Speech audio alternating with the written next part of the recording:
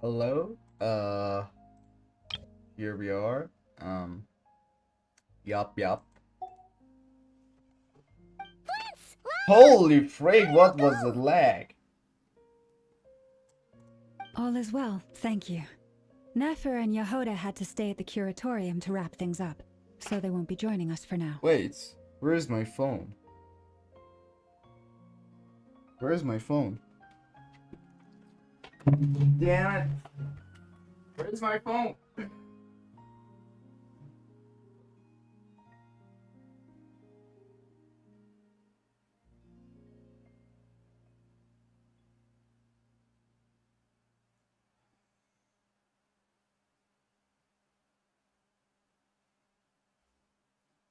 Suddenly, I felt like that I need to eat something. So, uh, I decided to order some fast food. Uh, even so that my health is not in the best condition. And okay. Here we go. Um,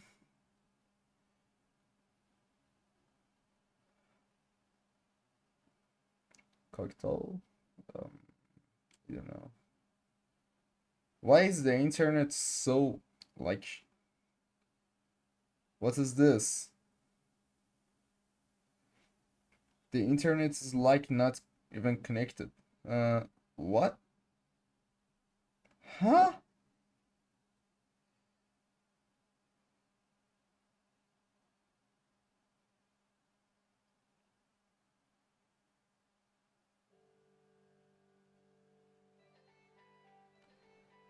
What the? What? What? Yo.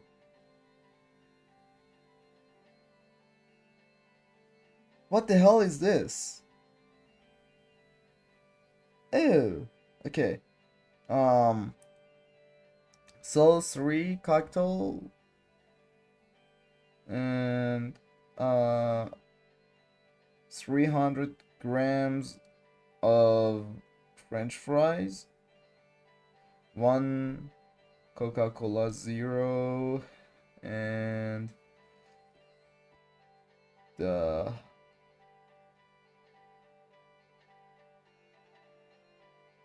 oh dang it. Ah. You know what? You know what?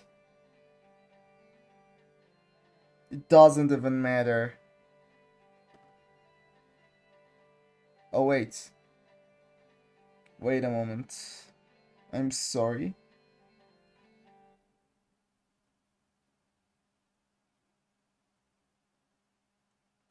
Is it the correct address? Yes, it is. The internet connection is so bad. Why are you watching me ordering food? Honestly, what am I even doing here? Mid recording. What? Okay. All is well. Thank you, Nefer and Yehuda. Had to. Is it Yehuda? Yehuda. What is. Wait. Why am I even asking? All is well, thank you. Nefer and Yehuda had to stay at the curatorium to Yehuda. wrap things up, Okay. so they won't be joining us for now.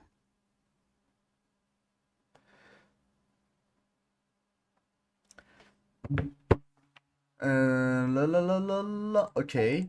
I I ran into understand. Miss Anefa and Miss Ino on the way back.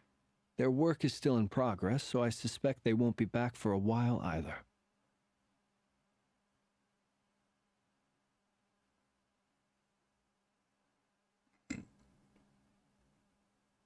Uh, okay.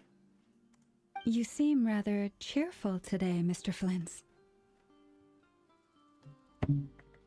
I certainly am. I achieved what I set out to do and came away with more than I bargained for. Fighting alone can get quite tedious, but I had the good fortune to run into a pair of brave young warriors. Oh, yo, man, Dorian is We here. meet again. Oh no, How have you been? it's Albedo. Albedo! What are you doing here? That would be a natural assumption to make. It's also the correct one. These two courageously lent me a hand while I was fighting the Which wild is hunt. the other? When they Where's told me they were Dorian? Sir Varka's colleagues, it all made sense. And given how people of outstanding talent tend to cross paths, it's no wonder you're already acquainted. So, who's your travel buddy, Albedo? Why don't you come and introduce yourself?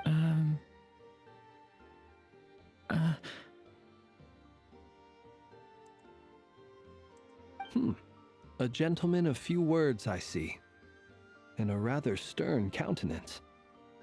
I presumed you were acquainted with him. Is that not the case? It's nice to meet you again. We've technically met before. Wait a sec! You're Mini Durin! That's right. It's me. I'm glad to see you again. By the way, he says it's okay if you drop the mini. Yeah, I'm not as mini as I used to be. Interesting, isn't it? The first step towards blending into human society appears to be reflecting on whether one's name really reflects who they are. Wow! You look so different! In a good way, of course. It's great to see you looking so healthy. Thank you, Paimon. And although you're as mini as ever, I understand that diminutives don't always convey endearment. I'll be sure to simply call you Paimon as a sign of my great... Wow! You're such a smooth talker now. Paimon could get used to this. From now on, you may refer to her as your esteemed guide, Paimon.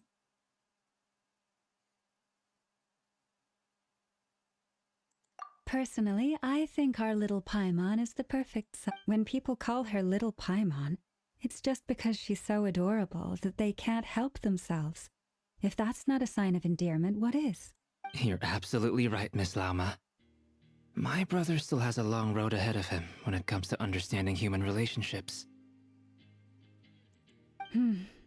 Anyway, speaking of long journeys, didn't Columbina, leave with you?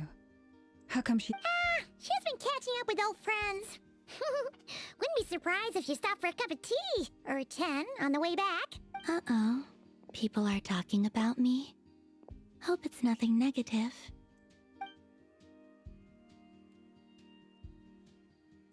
Judging from your expressions, I'm guessing it all went well? It's getting crowded here. I'll go grab some chips. No need. This is a job for an alchemist. I'll whip some up momentarily. Thank you for your hospitality, ladies and gentlemen, but I was merely escorting my friends back.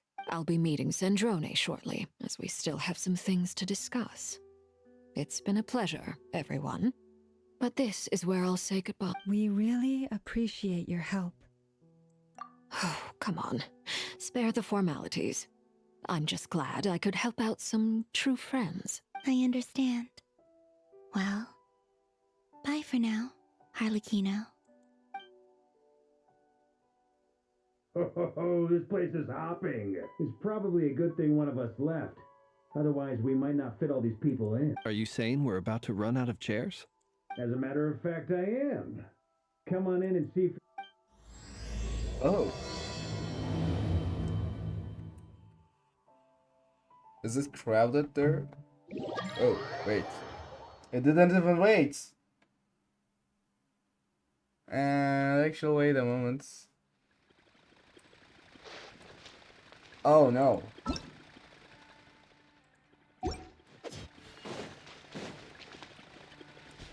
Duh. Duh.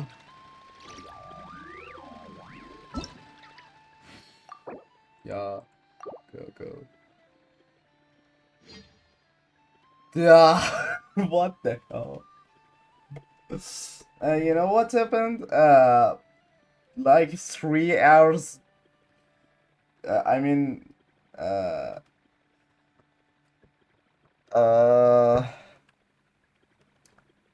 3 hours ago, I in one of my friend came to my world in the middle of the quest. No, hell Do you no. think the others are making good progress? One of my Hope it's all friends going smoothly. come in the middle of the just as I started this, came to my world looking for some flowers in Nod-Krai for his llama, and yep, it happened. All is well. I ran into Miss. You seem rather. I certainly am. I achieved fighting alone. Oh, Get... go. We meet again. Go. What are you doing It's here? been too long. Thankfully. These two courageous and given how. So? Why don't you come and introduce yourself? But to be fair, Dorian looks The good. gentleman, a few words. It's nice to meet you. Wait a That's right. By the way, Really, he says looks it's very okay if you good. drop the mini. Yeah, I'm not as mini as I used to. Interesting, isn't it? The first step towards blending into One human helmet society and he's appears to be reflecting oh on whether one's name so really reflects who they so are. good. With one helmet, with different. with a In a good way, mask, of course. with a great to see you mask looking on so his healthy. face, Dorian will be great. Paimon. Oh my god. You're such a smooth talker now. Personally, when people call. You're absolute. Excuse me. Oops. Judging from your It's getting crowded here. No need. Thank you for your hot. I'll be meeting. We really appreciate. Oh, come on. I understand. Okay. Go This Arlecchino. place is- Are you saying we're about? As a matter of fact, It's a matter of fact that nothing holds you back. Oh my god, wait. What was the name of the song? Wait.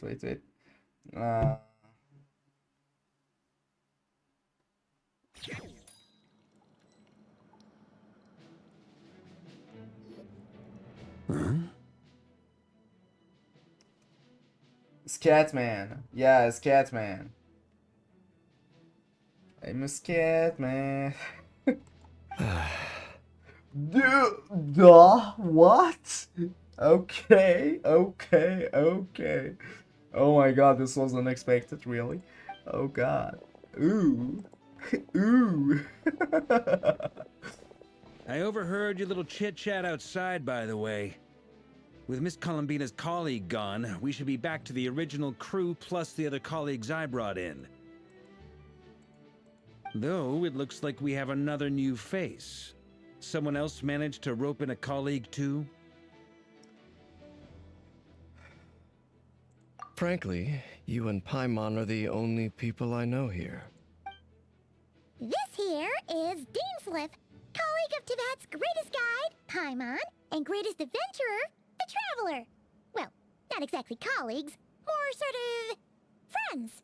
When someone else jumps in to do the announcing, you know you're speaking to someone important. Let's hear what he has to say. Note to self. Once Paimon knows your name, the rest of the world will soon follow. Oh my god. Okay. When he comes looking for us, it's usually something important. Paimon's guessing you've heard about the Wild Hunt then. From the looks of it, you're about to hold a meeting. If I were to say that the Wild Hunt is our mutual enemy, would that earn me a seat at the table? As the saying goes, the enemy of my enemy is my friend. Mr. Danesley, though, I can't promise the same for everyone else. Hey, Albedo, think you can rustle up a couple more chairs? After all this time apart, Grandmaster Varka's first order is to rustle up a couple more chairs. Is he being sarcastic? Hey, he's your brother. Why are you asking us? I've still got a lot to learn about the nuances of human conversation. Trying to decipher Albedo's way of... Oh, good point. Paimon gets you now. Don't sweat it. I wonder what's taking Nefer so long. Perhaps you should go and check in with her. If anyone... I just got back from the curatorium. Besides, aren't you curious to see what's taking... Miss Nefer doesn't strike me as the type to share secrets. And since gathering intel is her specialty, I'm guessing she'd prefer to keep her methods confidential under such circumstances. Would it not be tactless for me to... Oh, but it's fine for me to impose. What can I say? You have an unrivaled ability to garner people's affection, Miss Moonchanter. All right then. Impressive. She barely fought back at all. I admire your powers. As I'm sure Miss Lauma will realize soon enough, the trick in life is to always pitch in with other people's responsibilities so that you can be selective with your own. Another trick is to simply hide in the background. Spoken like a true sage. Anyway, looks like we've got some time to kill before the meeting. Let's take a little breather, folks. And feel free to chat amongst yourselves.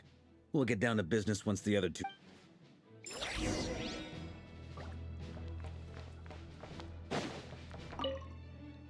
You're both awfully quiet. Why don't I start us off with an icebreaker? Have either of you ever had your portrait painted? If not, I'd be... That sounds like a lovely idea. You know... I dabble occasionally. He's an excellent painter. Tables, chairs, people, dragons. I'm flattered. If I ever get the chance, I'd like to give it a... I'll bear that in mind. Anyway, how about you, Durin? Oh, I'd be fine with whatever style feels best to you. Very well.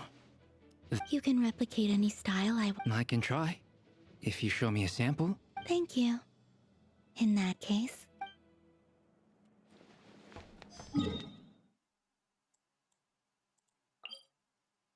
Hours. Is there something you'd like to say to me? Yeah! For starters, why'd you just show up here without even giving us a head... If you think back to our previous interactions, you may recall that that's hardly out of character for me. You do have a point there. Oh yeah! You'll need to find somewhere to stay the night too, right? Want to tag along with us? You never know. We might get a group discount. Sure. Let's do that. Great! Paimon will handle it! And in return, we can get Dainslift to be our very own personal bodyguard. If that's what you had in mind, you should have said so sooner. Oh, okay then. Paimon was only kidding, but good to know. Anyway, since we're all here together, we might as well watch each other's backs. That's just what friends do. Indeed. Okay. Truth be told, I can't remember the last time I was in a meeting with so many people. You're not alone there, my friend. The Lightkeepers also struggle. I don't doubt that. I've only ever met two Ratniki, one being you, and the other being that young guy, Eatlua. Eatlua is a good apple. I'll give him that. He's kind, honest, and So you're what? A fake Ratnik? That's what it sounds like you're saying. But I get the feeling that's not quite what you meant. Come on, why the Sorry. I'm not even gonna bother Now that was an awkward sight. Let's just keep this between ourselves. Probably best if Eatlua doesn't know, huh? That goes without saying. Gotta be careful what you share with youngsters after. Anyone else in the know? Let me guess. It's dangerous being too sharp for one's own good, you know. Then, in the name of the Animo Archon Barbados himself, When we went for drinks, you said that you and Barbados were practically best buds. In the light of that claim, do you really expect me to take your oath seriously? Of course. Just as long as you don't go spreading around the fact that I'm close with Barbados, all right? Fair enough, then. Nothing like a bit of mutual leverage to... Dang it. They are so... This is so dumb. What is wrong with them? Oh. Yehuda's not here. Ah, Miss Nefer. You made it after all. But what about Yehuda? I'm here to give you an update on how things are going on our end. Once this is over, I'll be heading straight back to continue my work. I left Yehoda back at the curatorium to watch over things while I'm... So much for just this once. Shh! Not so loud! We're on a roll here. What if she remembers and suddenly decides to back out? Did you say something, Mr. Vark? I didn't say anything. Right, Flints? Must have been a frog.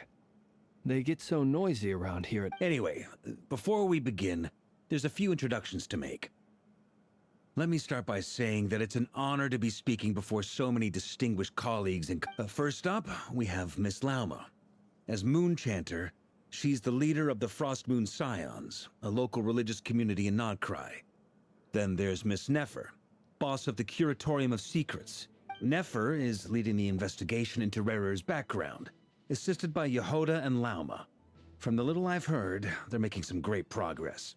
Over here, we have Mr. Flints, a ratnik and guardian of the abandoned lighthouse. In our last operation, he courageously distracted the Wild Hunt to buy time for the rest of us.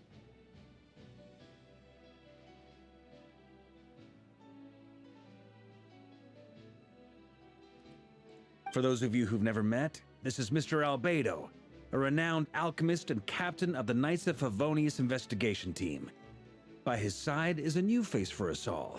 Next up, we have the Moon Maiden and former Fatui Harbinger, Miss Colin. Then we have the Traveler, who's earned more titles than I could possibly hope to list out, so I'll spare you the rundown. And Paimon, the ultimate travel companion and quite possibly the best guide in all of Tav... Wow! That's a lot of people! Miss Nefer, it looks like you might have another job coming your way, so, congratulations on the booming business, I guess. You think I haven't got enough on my hands as it is? Who's looking for me now? That would be me, Miss Nefer. I have a commission for you. And you are? Who I am doesn't matter right now. What does matter is that I'd like you to gather more intelligence about the Recher of Solnat. Well, it's not as if we never take on anonymous commissions, but in your case, I'll have to decline. I'm gonna take a wild guess and say your job's probably more hassle than it's worth. Something about you seems like bad news. It's my eyes, isn't it? Conrian, I assume. And what's with the mask? Are you trying to hide your identity? In any case, the fact that you're even still alive raises an awful lot of questions for me. My name is Dainsleif. And yes, I am from Conria. As I'm sure you're aware, the Recher of Solnari's real name is Rerir. Really? Then you must have been quite an influential figure yourself. You flatter me, but none of that matters anymore. My point was simply to clarify why I have asked Miss Nefer to investigate Rerir's... So you're both from Conria, and it sounds like you used to be friends? What am I missing here? Surely you already know how he became one of the Five Sinners. I'll tell you everything I know. The history of Conria, the names and identities of the Five Sinners. I remember it all like it was yesterday. I have never spoken openly of this before. But the truth was exactly as people say. The Five Sinners were each driven by their own desires, and it was by playing upon these that the Abyss tempted them to their fall, tearing Conria apart in the process. The visionary, Vedifenir, who wished to foretell the future. The wise, Haroptatir, who sought limitless knowledge. Gold, Rhindaughter, who desired to create life. The foul, Surtologi, who pursued supreme strength. And last, but not least, Recher of Solnari, Rerir, Ravager of the Moon. Of the five, Rerir is the only one who remains a mystery to me. He never harbored grand ambitions, so what changed in the space of a single night? How did he come to fall like the other? In other words, you're saying that his change came as a shock to you, and you have no idea what actually happened? That's right. You mentioned how the Abyss tempted them, which led to their fall. But what did that look like in practice? And what other context can you give me about the events of that time?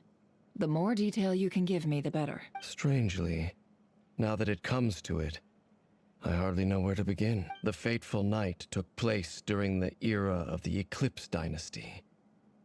One day, my elder brother, the visionary, Vedafenir, was summoned to the palace by the Vinster King, only for the king to gouge out his eyes and cast him into the dungeons. When I came to hear of this, my fury knew no bounds. I gathered together every ally I thought I had, and together, we set a night to storm the palace and free. Centuries on, the memories of that night still haunt me like a never-ending nightmare. We broke through the palace gates, just like we had planned. But then, I was betrayed. Even Vedafenir, the very person I had come to rescue, abandoned me. So, it's personal after all. Then tell me, Mr. Dainsleif, what price are you willing to pay? You, of all people, must know that I cannot say what price would be worthy of such a commission. But know this. Rerir was not always a madman. Believe it or not, there was a time when he was just an ordinary man. Working for the uncovering the truth of Rerir's past is the only way to unravel this mystery. But before you decide if you will accept my commission, I will tell you more about him. Enough, I hope. Sounds pretty good to me. Feels like we just flagged down a random passerby, only to discover he's actually a master strategist who has a score to settle with our enemy.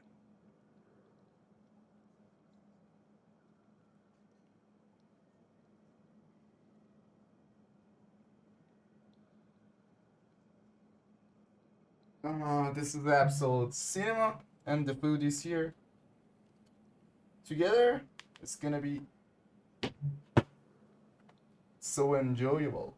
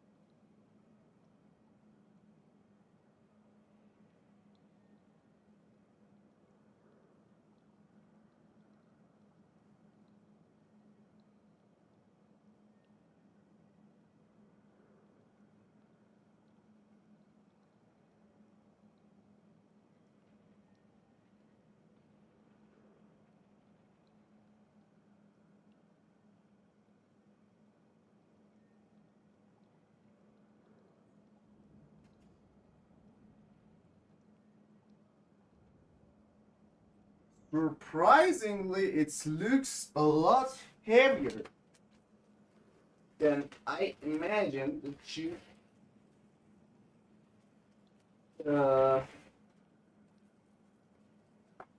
Okay, it was all the packing, like the patch was heavier. Oh, not bad at all. Okay.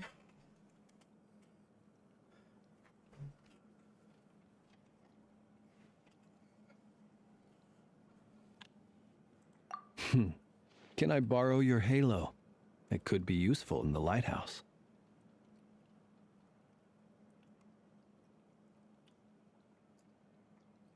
Hey, enough with the wisecracks! Besides, isn't that lamp of yours bright enough already? Relax. It was meant to be a compliment.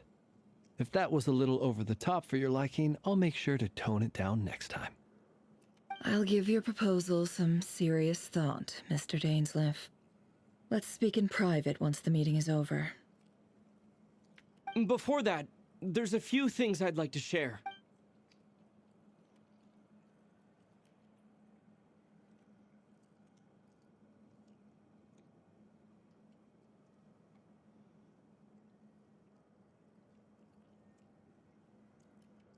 Now that we've united the hearts of the three moons, your power should be greatly enhanced. But it seems like that hasn't happened yet.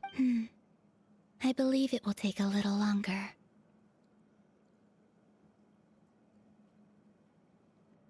You've done so much for me, so I want to be completely honest with you all. Even though I'm doing a lot better now, the truth is, my recovery will likely be an ongoing process. From the moment I was born, my power has been slowly ebbing away. And that is because Tevat has never accepted me. Even with the moons united as one, it seems my rejection cannot be undone. So far, I have yet to find a solution. It may turn out to be a problem that will plague me until the day I finally leave this place behind. Even so, I will do everything in my power to help you drive out the Ray here of Solnari. As Arlecchino put it, this is not about chasing the spoils of victory. It's just a gesture of heartfelt gratitude. Kutar.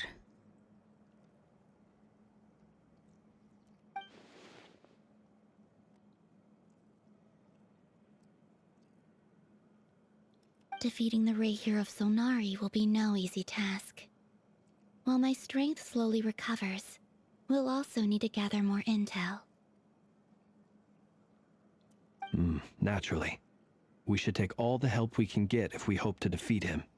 We've considered several viable plans now, but our choice hinges on the answers to a few key questions. Is it even possible to kill Rerir? What experiences shaped the person or monster he became? And what's he really after? Given Albedo's expertise in alchemy, I think we should leave him to try and answer the first of these questions. Understood. As for the other two, I'm afraid we'll have to count on you again, Miss Nefer. Believe me when I say it's not my wish to burden you. But right now, relying on your skills is our only option. So you're placing all your hopes on me, huh? We can't thank you enough for agreeing to help us. Honestly, I can hardly believe how lucky we are. You sure have a talent for changing your tune, Miss Moonchanter. Timid like Yehoda one moment, then flinches insincere flattery the next. Ladies, please. I must object to your portrayal of me. That's all. Feel free to keep bickering. Just pretend I'm not here.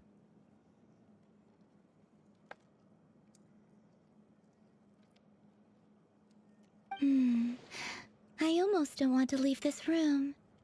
I'm curious to see how this plays out.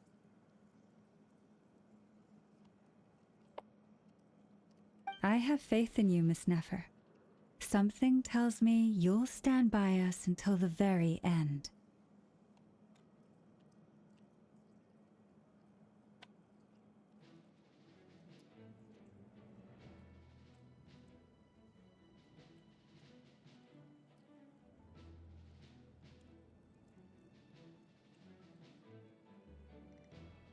Oh?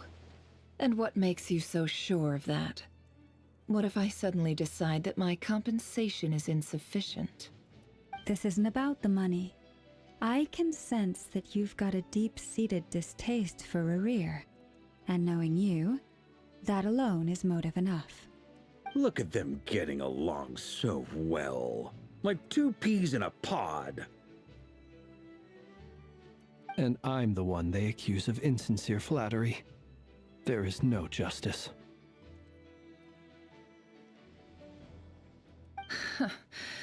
Miss Lauma, you have to understand something. Unlike you, I don't actually enjoy having everyone's hopes on my shoulders.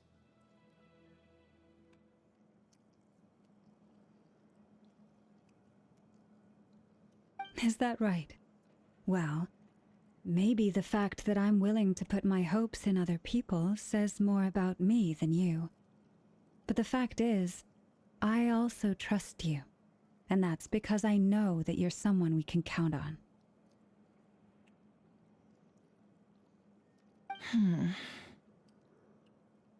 Anyway, we've got our plan, so let's get moving. Mr. Dainsleif, let's talk. And Traveler, once we're finished, if you've nothing else planned, I'd like you to come with me.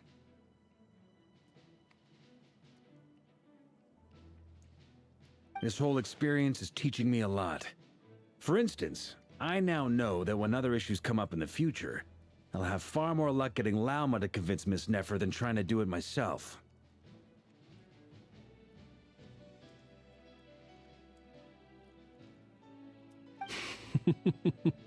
Hate to say it, friend, but that's one of the funniest things I've heard in a while. Why? You think I've got it wrong? Quite the opposite. But what makes it so hilarious is how long it's taken you to realize.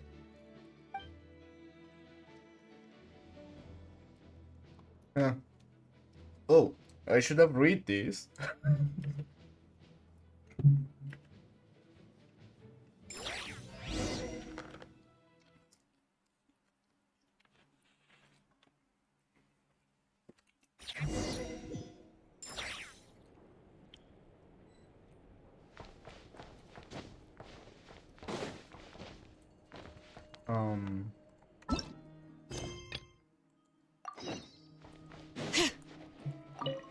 Oh.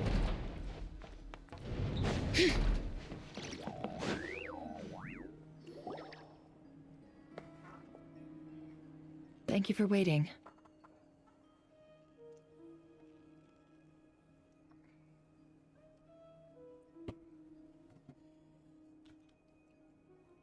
What is wrong with Coca-Cola Zero?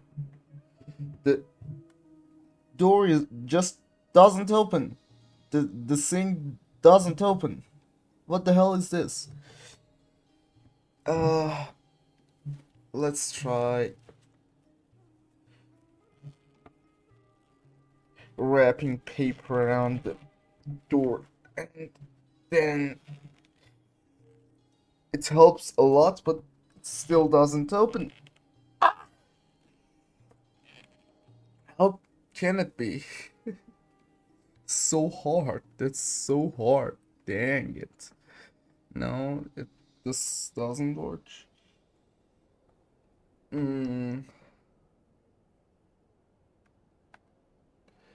Is it the other way? No, obviously not. Okay, then let me do something else.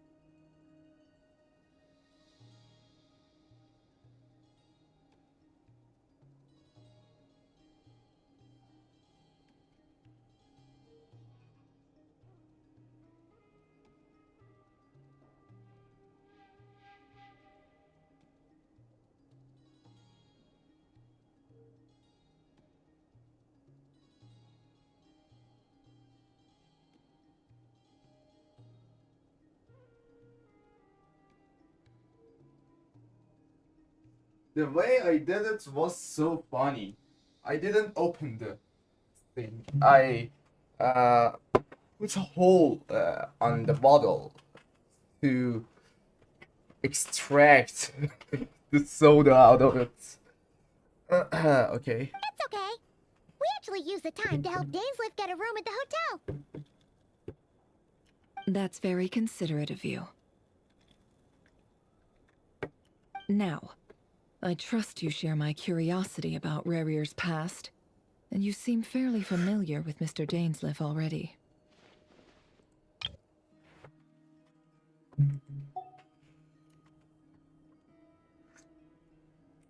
We spoke at some length after the meeting. He was the one who suggested I should invite you to join this operation. Dane has a lot of faith in us, that's for sure.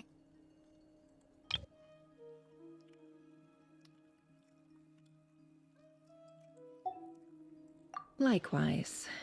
I appreciate that you got right on board without interrogating me about why I invited you. It shows that you trust me to explain everything in due course. That's because we know what you're capable of. We appreciate you too, Nefer. You might have been forced to help in the beginning, but this time, it was your choice. That's one way to put it. Another is this, that once a decision's been made, it's set in stone. After that, my only goal is to see it through. Alright, so here's how it is. I'm going to access Rarier's thoughts again using my confidential method.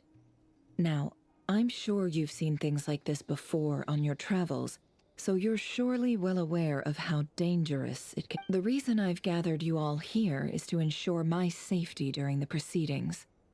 I plan for us to enter the fragment of his consciousness together, and once inside, I will focus on searching. Think of this as a diving expedition into someone's brain. If I'm the diver, you are my safety equipment, tasked with keeping me alive while I'm under the surface. Once the ceremony begins, we will all be spying on privileged information. But in the interests of safety... Lastly, any individuals of a weaker constitution are advised not to partake in the ceremony. In any case, Paimon has her own job.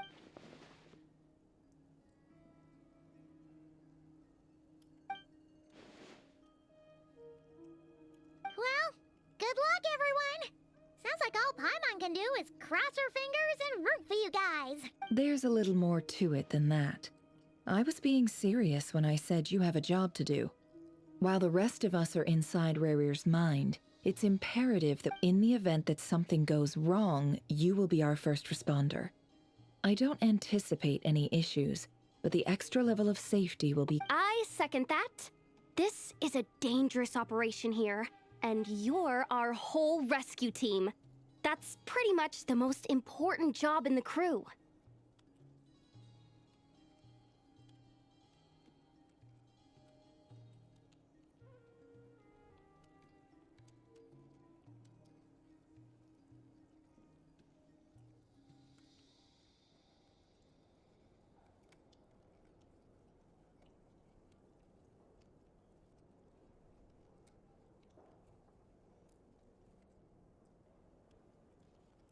So, Paimon's like the lifeguard?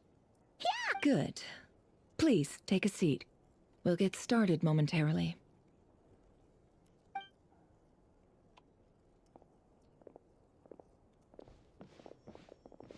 So, did Mr. Dainsliff tell you anything else? He told me that he believes Rarier kept some big secrets in his life. He's not sure that they were the cause of his eventual downfall, but he's asked me to uncover what those secrets were all the same.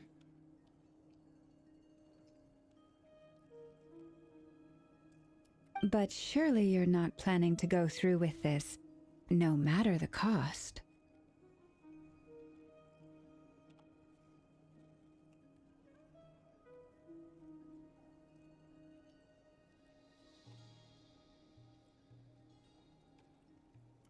If you think that, you'd be overestimating me. I'm a businesswoman, not a mercenary.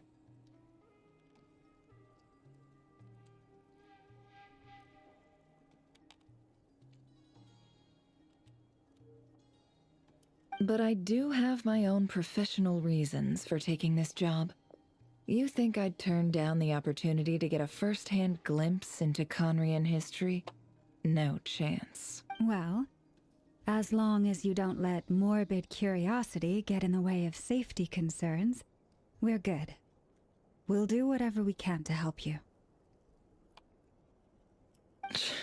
You're such a killjoy.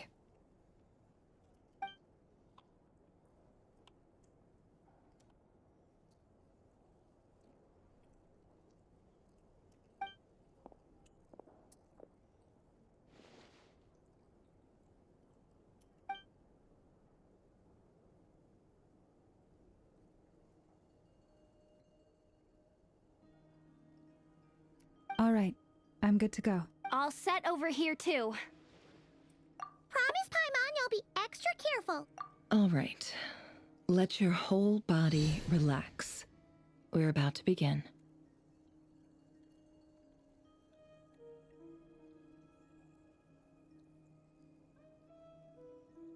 Close your eyes.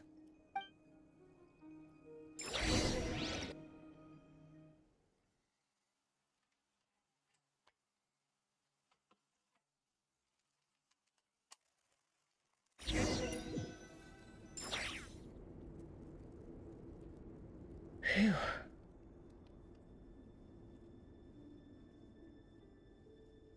Could this be his office? Pretty standard setup. Bookshelves. According to Dainsliff, Rarier used to be an intelligence operative. Chances are there's plenty of top secret intel. Is this where you keep your secrets, Rarier? Can't say I'm not looking forward to...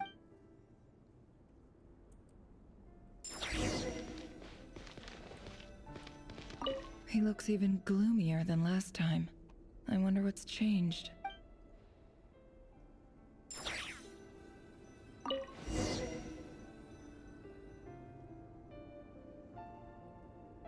Today's files are in. Time to wade through them, just like usual.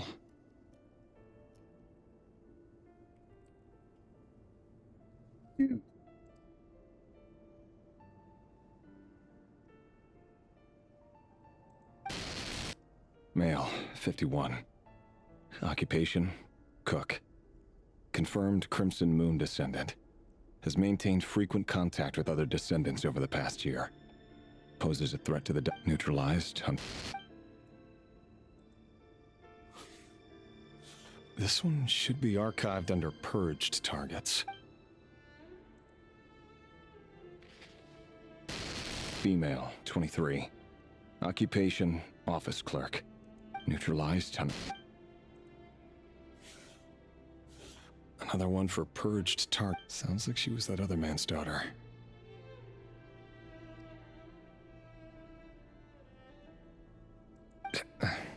Never mind. What's it got to do with...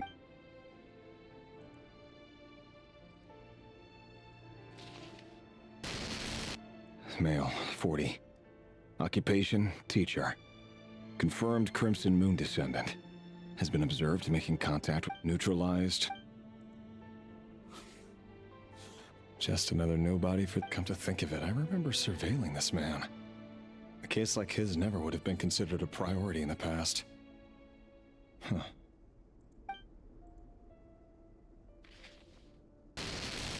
Female, 16. Occupation, none. Orphan and confirmed Crimson Moon descendant. Has been observed making contact with other descendants during the past year. Neutralized. Yo, that's key. Filed. I have no recollection of this girl. None whatsoever. She doesn't seem to be anyone important, but... Another dude, they are just Female, key. 13. Chill. Occupation, none. Orphan and confirmed Crimson Moon descendant. Has been observed making contact with other descendants during the past year. Poses a threat to the dynasty. They are just children. They are just children, dude. Oh, by the way, the mirror is talking. The mouse moves. Neutralized.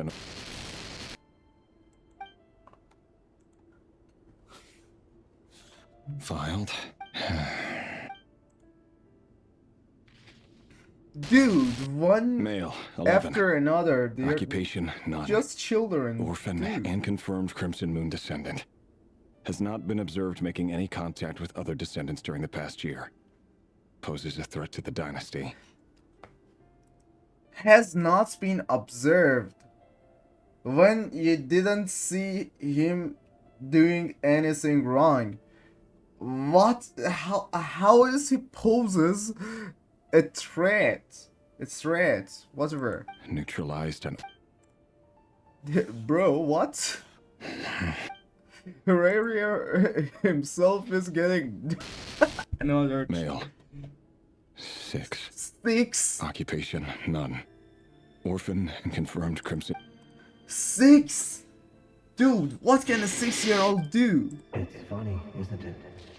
Your job is becoming both harder and easier at the same time, depending on how you look at it. Sooner or later, the Crimson Moon descendants will be completely wiped out. But as their numbers dwindle, they become harder and harder to track down. That's not how it is. Fortunately, however, most of the able-bodied adults have already been taken care of. The remaining weaklings will be increasingly easy to deal with. No! Yup. No. No. My job is to ensure the survival of the Eclipse Dynasty. And the only way to do that is by eliminating any and all potential threats.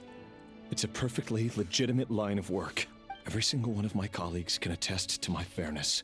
And if my friends were aware of the facts, I know they'd back me up too. Assuming, of course, that they were aware of all the facts. Damn. Damn.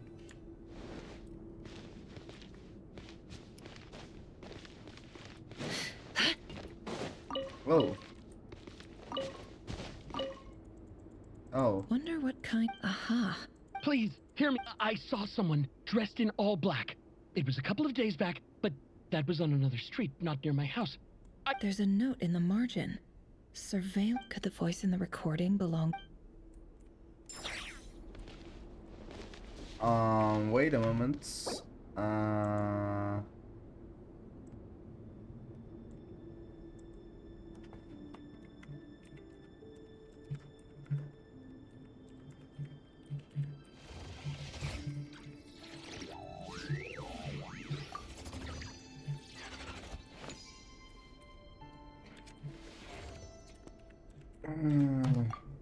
Okay. Huh? Oh. That's... Oh. Oh. Mr. Vedifalnir? It's been quite some time since we left. Rerir, I trust you're here because you have something important to discuss. Forgive me.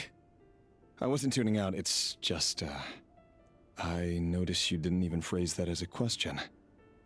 As if you knew. Tell me, does someone in your position ever feel the need to ask questions at all? It is indeed within my power to foresee certain things. Things like your arrival. I was just thinking. It won't be long before I'll be inviting both you and Dane to my wedding. That isn't a lie, but nor is it a fact as such. It's a wish, isn't it? No fooling a prophet. Is that... Ever since that day we met for drinks, I knew it was only a matter of time before you came looking for me. Does it feel good? Knowing how the future will unfold. I'm afraid the notions of good and bad fail to capture the complexity of what such a power entails. Once you've seen what will come to pass, it can be all too easy to succumb to fear and melancholy. Unless, of course, you learn to abandon these feelings. You fear my silence, and long to hear the words I left unspoken that... That's right. You must have noticed my reluctance to broach the subject. And the reason is simple. because the truth could never have lived up to your hopes. For both our sakes, such words, the burden of prophecy, was never meant for your shoulders. So who exactly do you deem worthy to hear your prophecies? None but our exalted king? Or rather, our king as he once was. You're closer to his majesty than I am.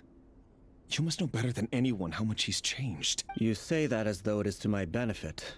Yet precisely because of that, I dare not speak rashly. A king can turn out to be the most virtuous of rulers, or a tyrant more terrible than the most vicious of You are so wise and far-sighted, yet still you would have me live in fear of... You make a fair point. Especially given my silence alone was all it took to send you spiraling. Very well then, let me offer you some advice. And I say this not as a prophet or a visionary, but simply as the brother of your... For many reasons, there is very little chance of your marriage ending in happiness. If happiness is what you seek, you should find another fiancé. Hold on. Oh no. There's that same black fog again. Could this memory belong to Thelindis? Guess I'd better tread carefully. No. No. Wait. Hear me out. This time we finally got a clear look at his face and learned his name is Rayrir. And he claims to be one of the king's guard. What did he... A cruel irony, isn't it? The man you're... Why are... Simple. I want you to kill him. You are the only person he would never suspect. No, absolutely not. I would never dream of doing such a despicable... So you'll just stand by and watch him slaughter us to the last? Do not forget that the blood of the Crimson Moon flows in your veins too. The blood of the Crimson Moon? What does that matter now? The dynasty has long been dead and gone. You think that alone is reason enough for me to throw away everything I have? Why wouldn't it be? You too were once a child of the Crimson Moon, just like me. Don't tell me you've never felt so much as a flicker of fury for the way we were trampled into the dust. As long as you promise to abandon this pipe dream of restoring your dynasty, I can try to persuade him. Or have him persuade the Persuade the Vinster King? Do you even know why he's so obsessed with hunting us down? Why he keeps trying to force us to hand over our secrets? Over and over again? Or why we were the Vinster King? A blind fool. His eyes clouded by powers from beyond this world. A petty little man with a miser's heart. And he dares to sit upon the throne? Mark my words. If you can't bring yourself to do it, so be it. Just you watch. The Rayrir of Solnari. That really is quite a secret you've been keeping from me, Rari. But who am I to talk? Am I really any better? I've kept my own past a secret this whole time. Love should be built on honesty. But ours was born from lies. Is it really so wrong to hide things that would only make life harder? If we don't cover up the parts that no one else should see, how can we go on pretending to be normal? Vedifulnir must have known all this. And that's why he made his prophecy. In the end, but I won't just sit by and watch this disaster unfold. I'll do everything in my no matter who I have to face. Oh no. Huh? Was that Rayrir who just walked past the window? Doesn't it give you the chills that he still takes the same road to work every day? As if nothing ever happened. Those people at the deli. Enough already. They're clearly pretty taken by their own disguises, so just smile and play along. Pull the rug from under beasts like that, and you'll risk having your throat torn out. Deli? Oh. They're talking about those people from the opposition. Right. I'd almost forgotten they used to run a deli. People of no consequence always vanish so easily. And no one even remembers them.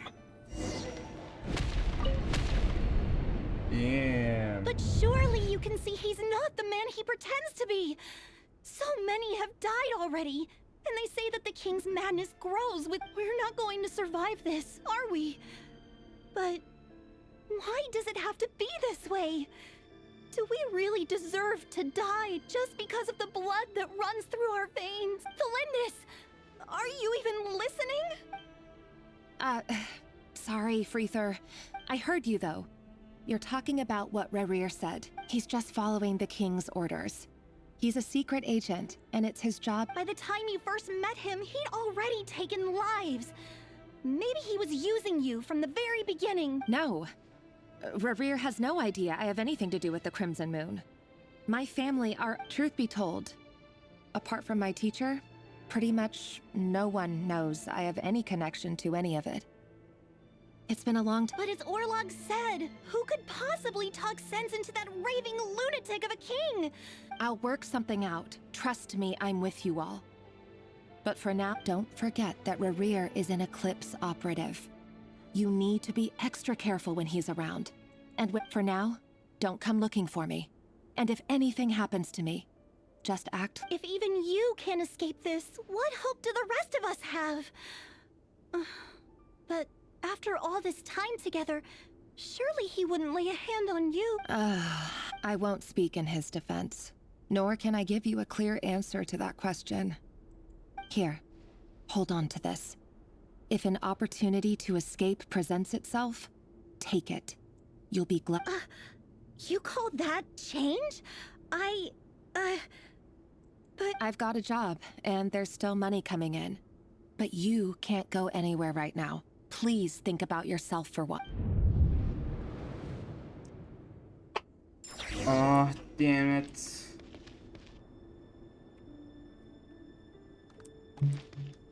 Oh, no, it's just so sad. Another day, another round of assassination training. Training ground is just beyond this hidden passageway.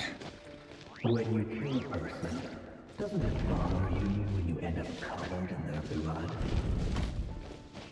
Why would it? Aren't we all just walking blood bags? But not everyone is accustomed to hunting down others like prey. You've been a hunter for so long now, you seem to have forgotten that most people don't just go around killing one another. Leave me alone. no more lies.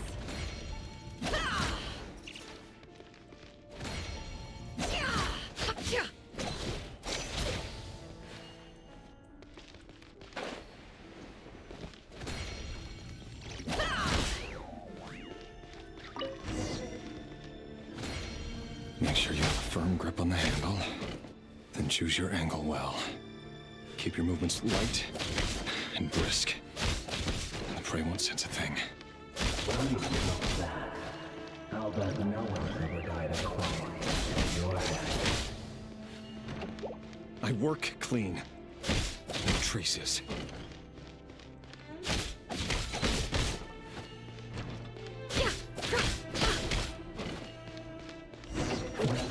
Make it open and them. The king just happens to be right now. Somebody doesn't. That won't happen. He's changed. Ever since he fell under the spell of that wall.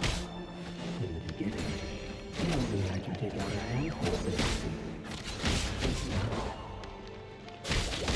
The ones I dealt with have always been guilty. And I've carried out my work flawlessly. No more lies. Can't hide the truth.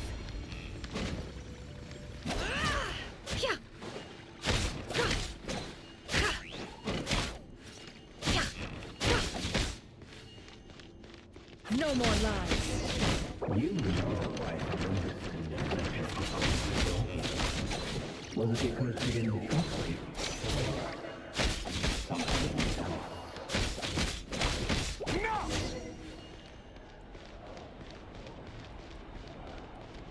Dude.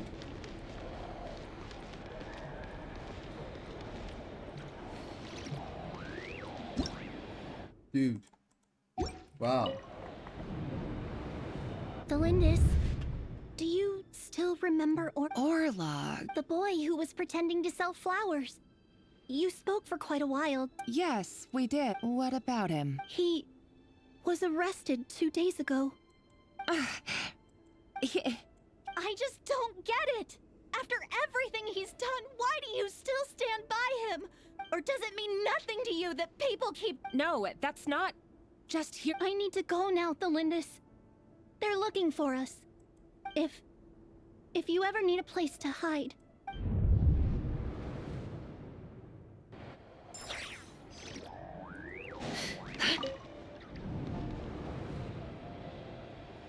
Author Thelindis. Over the course of this week, the research object was subjected to interference for a total of 47 hours for experimental purposes. All subjects of observation that were sent inside have now... The situation within is proving more problematic than anticipated. No progress whatsoever. What now? Won't you give me even a glimmer of hope? Things are getting worse by the day. I have to find a way or we'll all be in danger, but... If all this research comes to nothing, what then?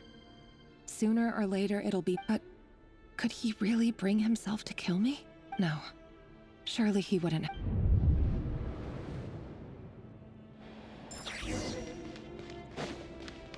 Oh. Oh. Why won't you just let us go? We don't even know each other. All we want is to live ordinary, peaceful lives. You want to live?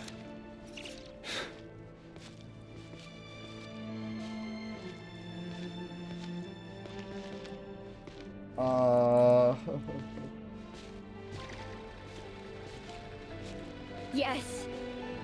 I just want to go on living. Is that really such an unforgivable crime?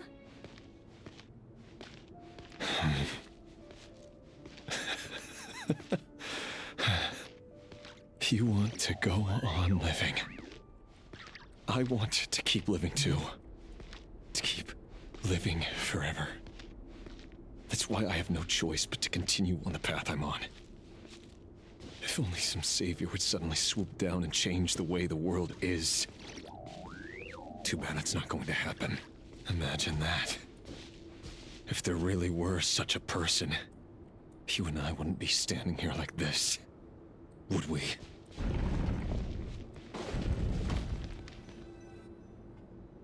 Today's files are in. Time to wade through them, just no, I don't get tired of it. It's my job. And not only am I lucky to have it, I'm good at it too.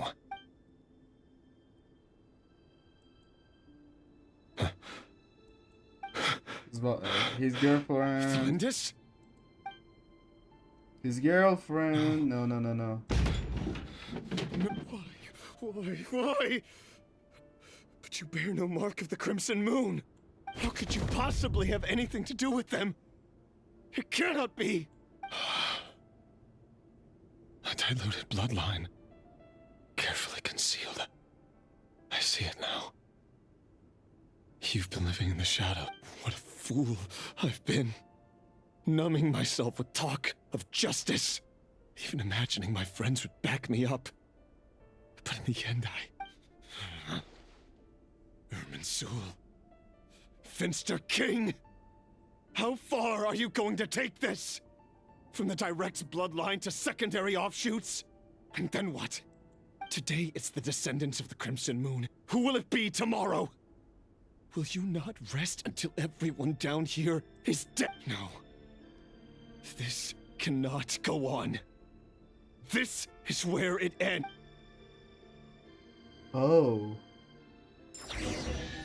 Oh my. No more lies. Oh. Oh my god, this is so sad. This is so sad. You're really letting me go? I am. As long as you can guarantee that no one will find... Don't worry, I'll be extra careful. But... If you let me go, you won't be able to Good point. In that case, No, please! I just want to see the outside. go on living. Yes. I know you're a man of your word. If I let you leave, what will become of me? Just kidding. But remember, don't let anyone know you were caught. We'll be seeing each other again very soon if you do.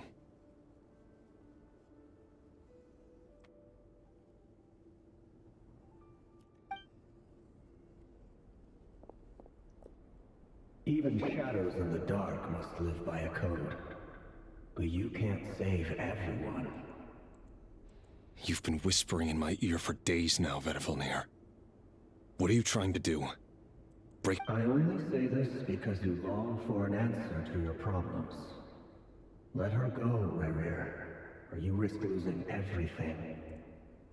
I will not abandon— Then you'll need a little more vigilance and a lot more power. The world is changing, Rerir. Keep your eyes peeled for your moment of opportunity. That voice used to be so unclear. But now I know exactly whose it is. It's Vedal. He won't tell me how to actually resolve any of this, but he keeps trying to manipulate me like a puppet. Tell me then, what will this moment of opportunity— And no answer. He's like a ghost. Always— So, the Eclipse Dynasty was purging, well, massacring the descendants of the Crimson Moon. And it seems like it was all connected to the Vinster King's The King's obsession with abyssal power left the future of Conria hanging in the balance. No wonder every aspect of Rerir's life was so And it looks like this Thelindis, Rerir's would-be fiancée, herself belonged to a sub-branch of the Crimson Moon Dynasty's descendant. It almost defies belief that a couple like them could hide the truth from each other for so long. If the Vinster King hadn't intervened in such a drastic way, they might have gone on deceiving each other for the rest of their lives.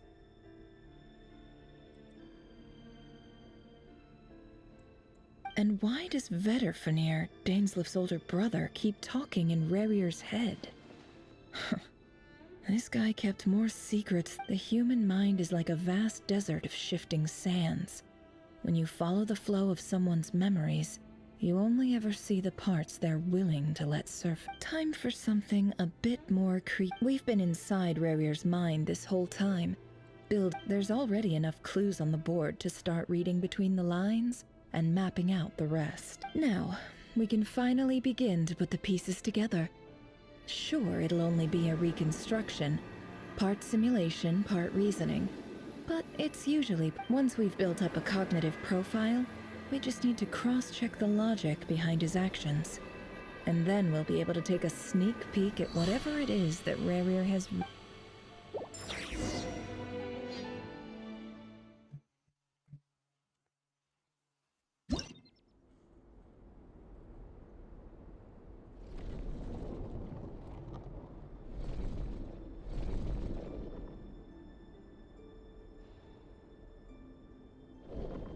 Rerir, are you there?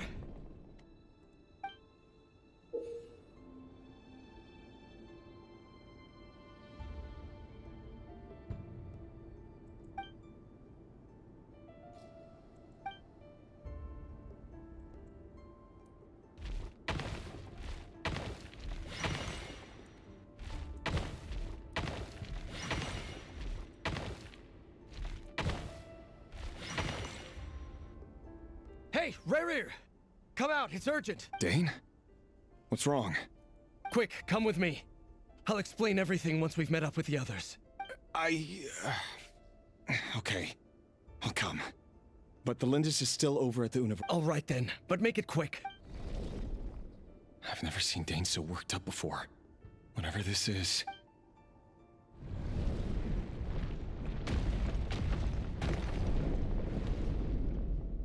Oh, shoot.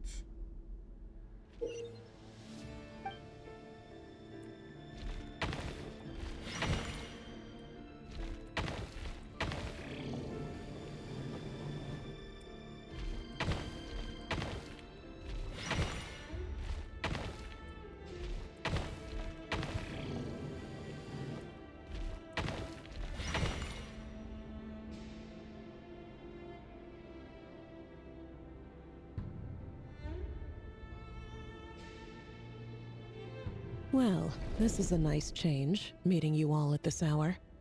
When men and women of ambition can speak face to face in broad daylight, I say that's a big step forward for our dear— Don't be ridiculous. We do not fear the day. Why would we seek refuge in the night? You might ask your blade that same question. I'm told it prefers the cover of darkness. The word on the street is that Sir Elegy only strikes when he has an unfair advantage. But that is patently false. I see you're missing an arm and a leg. Surely only a fair fight could explain that. If this is your way of offering me replacement limbs, believe me, I'll take them.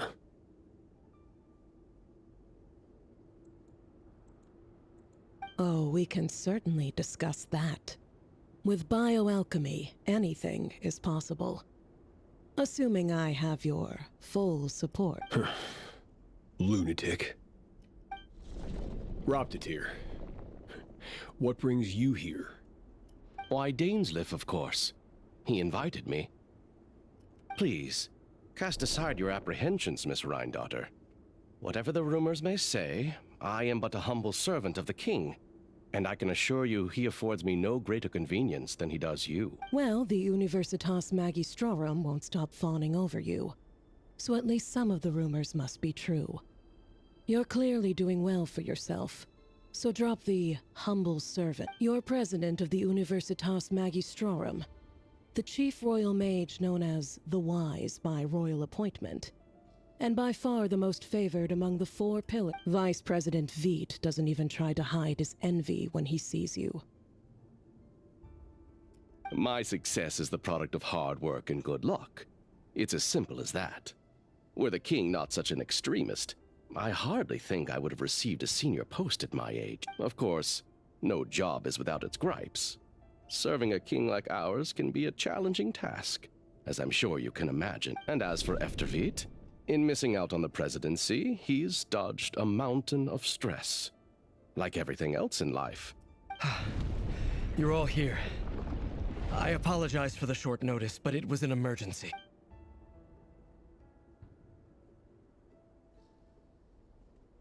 You must be Rerir. Mr. Sir Elegy.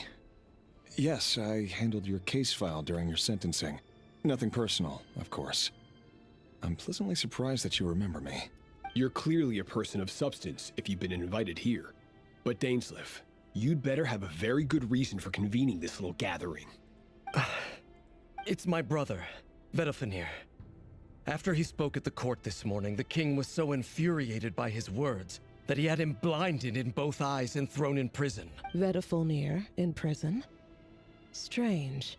I thought the king trusted him and Horoptatir more than anyone else in the world. Does this mean the king's circle of trust just got even smaller? It has nothing to do with trust.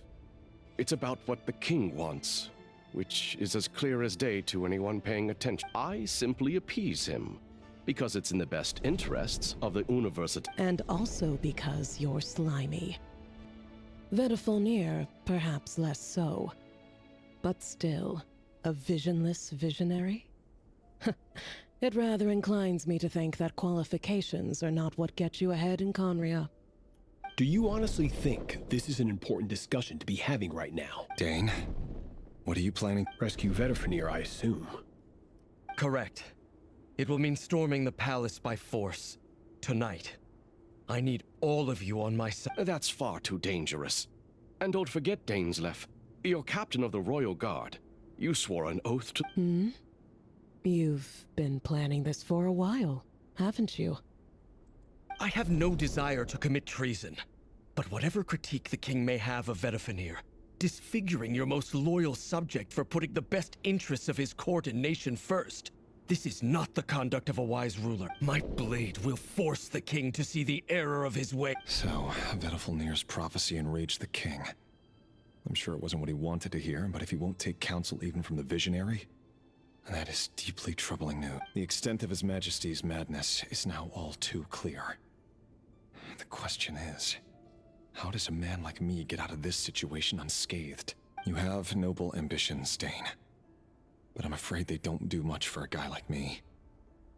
I'm not interested in saving the world. All I want... A letter of pardon? For whom? Thalindis? The chances of the Vinster King issuing a pardon for anyone connected to the Crimson Moon seem vanishingly slim.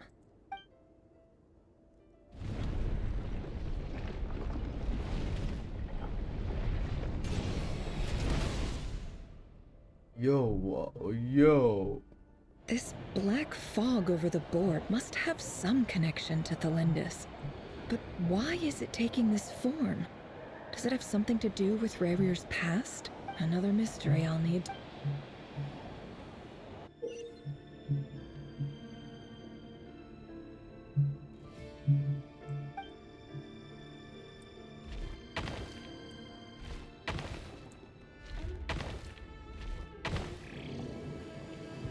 Oh no.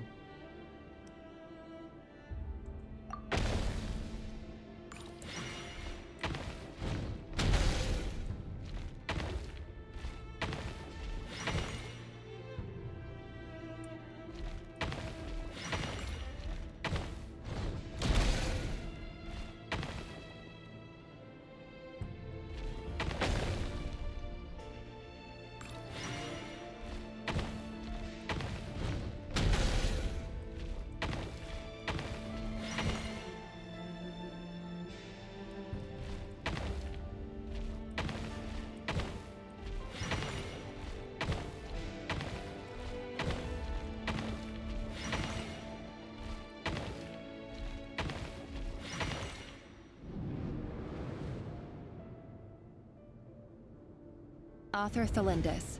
Over the course of this week, the research dating back to the... However, there are a number of hurdles to overcome before we can answer the question of where it leads to. To start with, opening the gateway requires a specific power source, which an enormous amount of power is then required to keep the gate open. To make matters worse, I am now the only staff member remaining in the Moon Marrow lab. The Universitas Magistrorum recently decided to move most of its personnel into abyssal energy research, which has stymied all Crimson Moon-related projects. This is not a wise move. I have always maintained that placing all our hopes in a single source of power is risky, especially one as poorly understood as this, as well as making ourselves overly reliant on a single resource. We are neglecting other I apologize if this comes across as disrespectful. But as a Moon Marrow researcher, I desperately want to see the world beyond the gateway. If we really made it there one day, what would we find? And how would we go about taming the unknown? My imagination is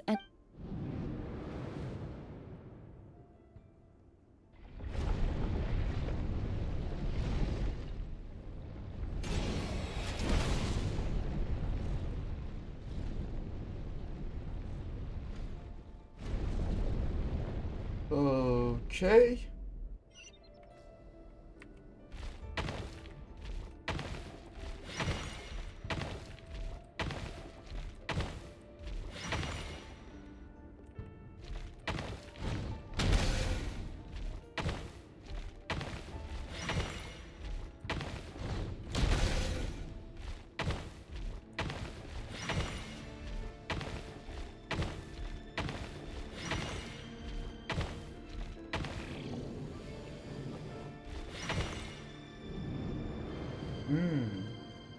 Nice. This is for you.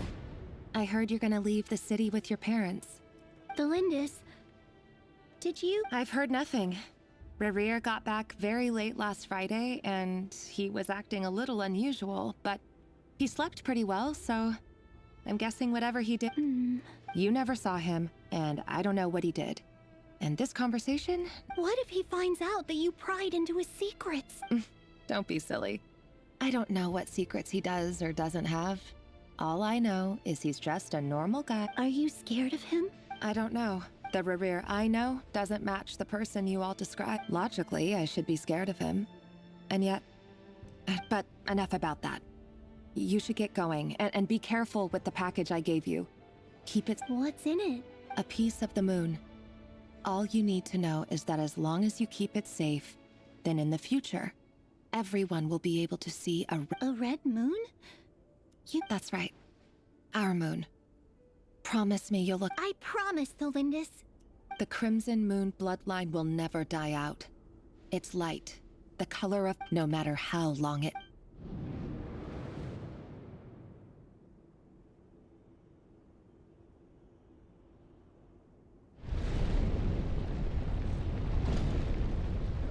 Stop it.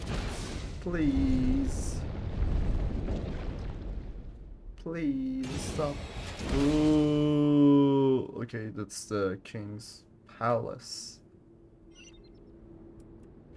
Obviously. Oh.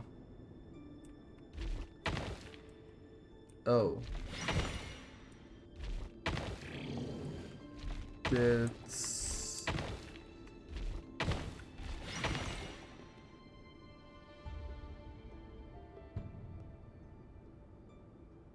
Oh, damn. Yup, that's not a good way actually. Probably we should go this way.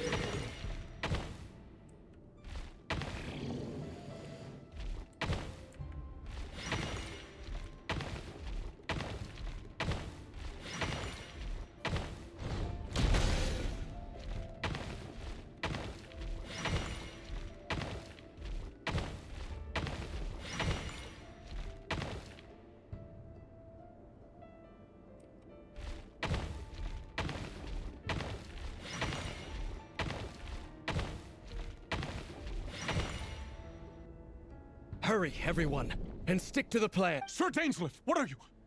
Is this true? You know what happens to those who betray the throne. Please! It is the king himself who has betrayed the throne. He has betrayed all of Conria. If you have any love left for justice in your heart, you should join me. It's showtime. Dane and his group will handle the troops in the palace. Then Hraptatir and Rhindaughter will disarm the security measures. My job is to enter the prison and rescue Vedifalnir. Stay safe. Wish me luck. Look after my brother. Draw your blade. It is time for justice.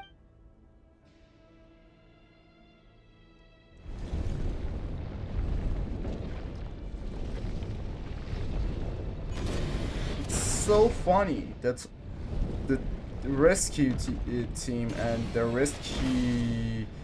the subject of rescue are the sinners of the Conria, the ones that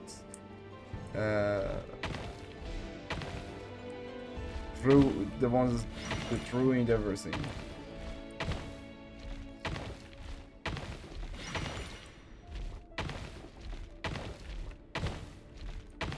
That's so funny.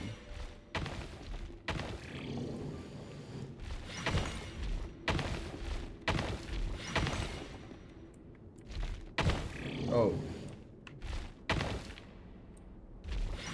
Well, I guess this is not gonna work. Yup. Pretty sure we should go this way. Boom. Then go back. Oh, wait. Boom.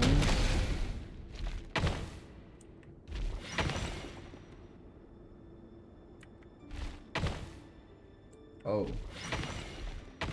We messed up, guys, but not that much actually.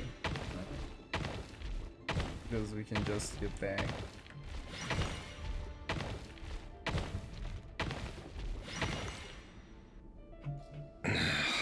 This place is filthy. And the smell is abominable. Clearly, the king doesn't allow his prisoners a single shred of dignity. Found you. Hello. Surprised? Oh, wait. I guess surprise isn't an emotion that prophets feel very often. I certainly felt some surprise in the moment when I was blinded. Surprise at the king's sheer ignorance. Surprise at just how unfairly this world responds to words of earnest remonstration. I'm curious. What did you prophesize this time? It wasn't a prophecy. It was a word of warning. Someone had to. The king has forsaken all reason in pursuit of his obsessions. I simply told him that if he continues on this path, Conria will. But he didn't listen. Worse still, he stabbed you in both eyes and locked you away. Dane asked for my help. The court is in complete chaos now, but I'm sure you predicted that. Everything is transpiring as I foresaw, yet I am powerless to change it. Fate is an immutable force. I can but lament as the inevitable. I do wonder whether giving a man the power to see the future does nothing more for him than slowly crush his spirit. Forgive my curtness, Vedifulnir, but the king did not suddenly turn on you today. His suspicions have been brewing for a long time. You can't have wisdom beyond the reach of your fellow man without attracting his fear and suspicion. There are things the king does not want to see. So, he doesn't want you having visions of them either. He blinded you because he thought this would make the visions stop. He wasn't entirely wrong. I did indeed lose my power to see the future. Right up until... Until what? Just now. Well, tonight could go a lot of different ways.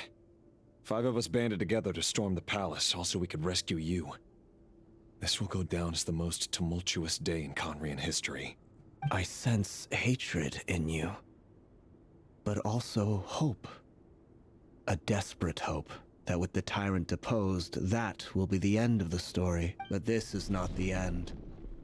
It is the beginning of a new chapter, and there are many men of honor and courage in this world, Rerir. But you are not one of them. You're not here for justice, are you? You're here for yourself. Is that a dagger? Interesting. Why not the polearm? It was always your weapon of choice. With your abilities, I don't doubt that you were able to recover some of your sight. But I also doubt that you want to make an enemy of me right now.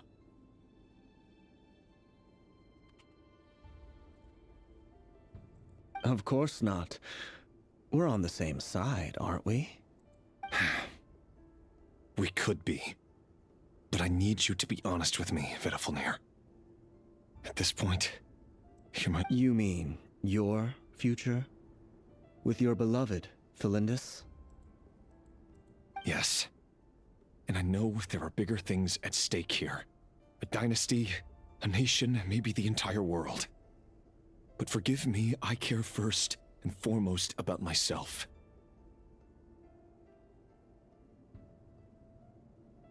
I can't abandon the one I love to save myself. I just can't do it.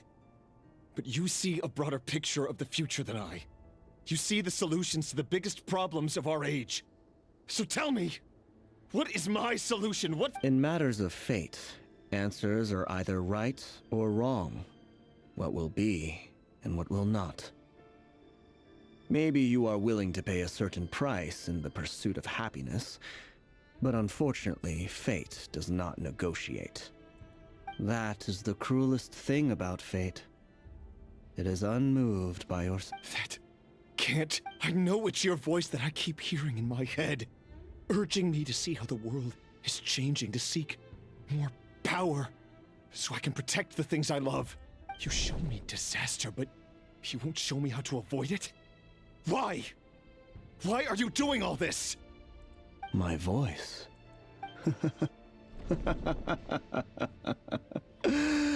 So, you hear it too? The voice that steals your mind, gains your trust, and it turns out that we are not so different, you and I. Vedifulnir just broke into the strangest smile I've ever seen in my life, as if he'd discovered some monumental secret. But then he suddenly switched to looking extremely weary. Very well then. My advice to you is as follows. You must persevere. Whatever trials and tribulations you may face, be steadfast in the belief that they are your path to the future. For as long as you live, your story with Felindis shall not come to an end. That is the only chance you have of fighting back against fate. It is up to you whether you believe my words. Regardless, that is all I will say on the matter. I have no right to intervene any further. I will hold you. Thank you for setting me free. In return, I will tell you one more thing. Just then, a strange wave of energy rippled through the city. We had no... If I were you, I would head to the Universitas The Universitas? I'm sure we'll be seeing each other again very soon. Whatever Vedifalnir said, I didn't catch it. I didn't even help him out of the prison. There was no time to lose.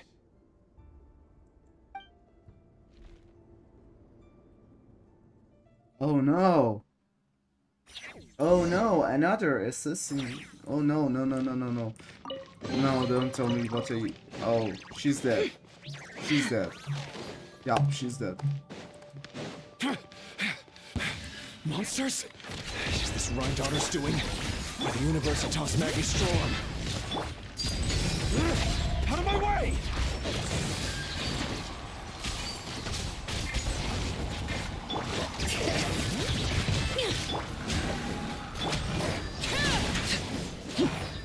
Oh, why didn't I use Nefer? The Universitas. Allegedly, the king installed secret mechanisms in the palace and around the city. No one knows where they are or what kind of... But if they were ever going to activate, it would probably be on an... Help! Help! Hold on! Don't let them anywhere near you! Save me! I can't! That sounded like an explosion. So, the rumor is true. What other means does the king have at his disposal? They must run on power from the... And given it's a major center of abyss research, anyone over at the Universitas will be in grave danger. Oh no. She's gonna die. I know it. Probably in front of Rainier.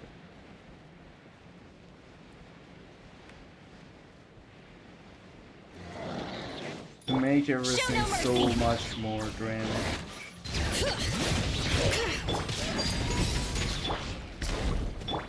Oh god.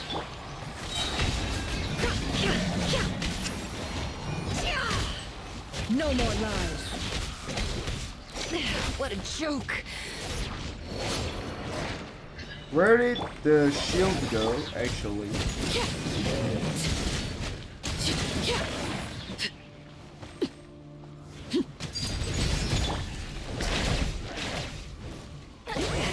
Suffer the wrath of Eastleigh!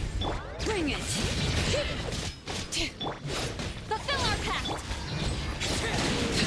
Wait, why did I do that? Hear the echoes of the valley.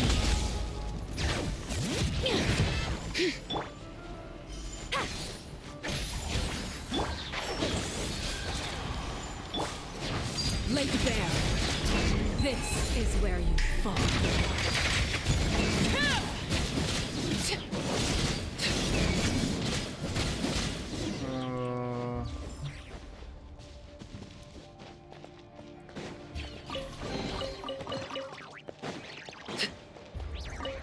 Oh no. Monsters at the Universitas Magistrum. Oh no, it's no use. The table won't hold out much longer. Of course. All the lab equipment was upgraded after the inspection last week, but the new weapons haven't been allocated yet. I'm done for. Is anyone there? Ah! Stay back!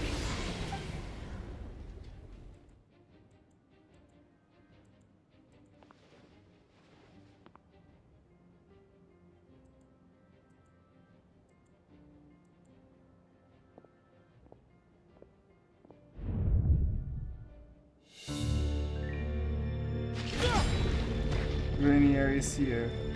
What's that? No. Red Rear. So the rumors about your work are true. What? No! Listen, something happened at the palace tonight. We have to leave! You don't need to lie to me anymore. What do you mean? I know why you're worried, and I will respect the decision you've made. But it's okay, because I found a solution. I know how to end all this. You can have it back. The normal life you so desire. But until then, I'm afraid our wedding will have to wait. You are an idiot. You are so freaking oh god, no. Bro.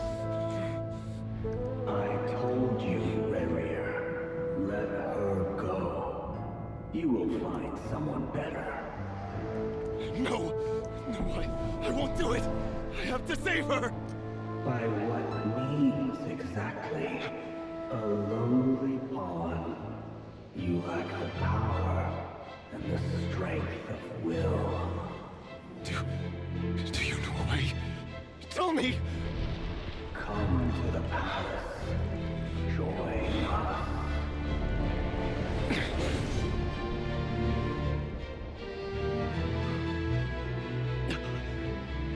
Rarier, thank goodness we... Step forth and take your share. You made it. Not you too. Oh no.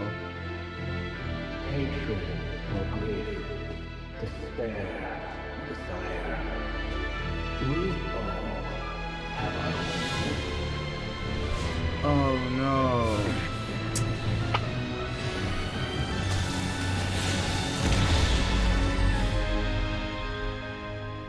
Rarier. Rarier. Thalindis? Were you daydreaming?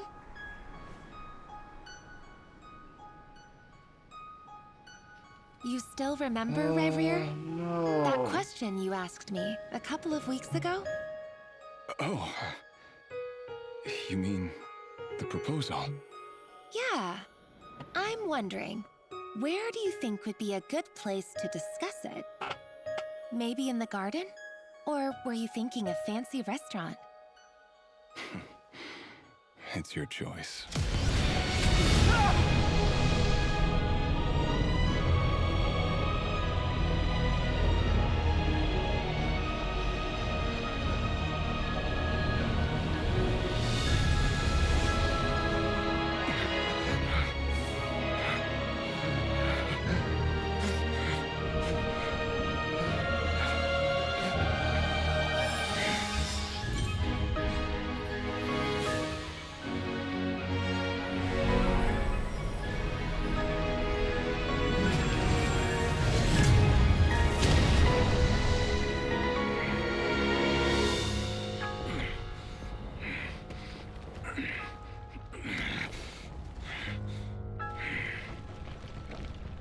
I will find you.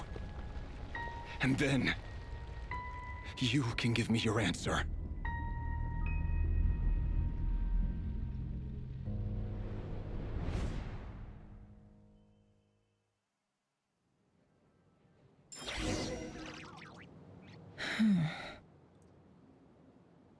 Oh god.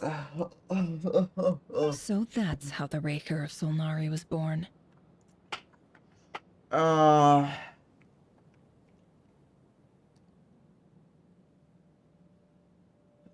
The events were not actually that a lot. I mean, that was not really without logic. The choices, the thing that the idiots, girls are.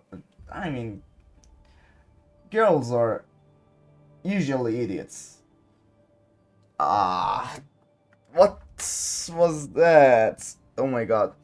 This is the best archon quest I have seen since Fontaine. Really. So long has passed. Oh my god. Oh. Ooh. This was news to me. Whoa. A monster created by circumstance is a monster all the same. Viewing other people's thoughts for too long can get uncomfortable. Right now, I'm feeling in a nutshell. The story of Conria is what happens when the truth falls by the wayside. Everyone tells little white lies, and before long, you have a huge pack of lies that destroys. His past is filled with sorrow, but the tale of any fallen civilization is one of endless tragedy. Cruel as it may be. Oh god.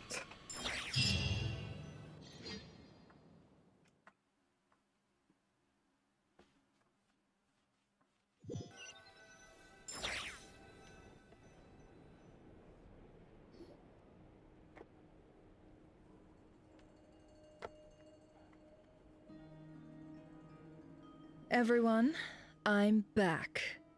Can I get a standing ovation? Never! How are you holding up?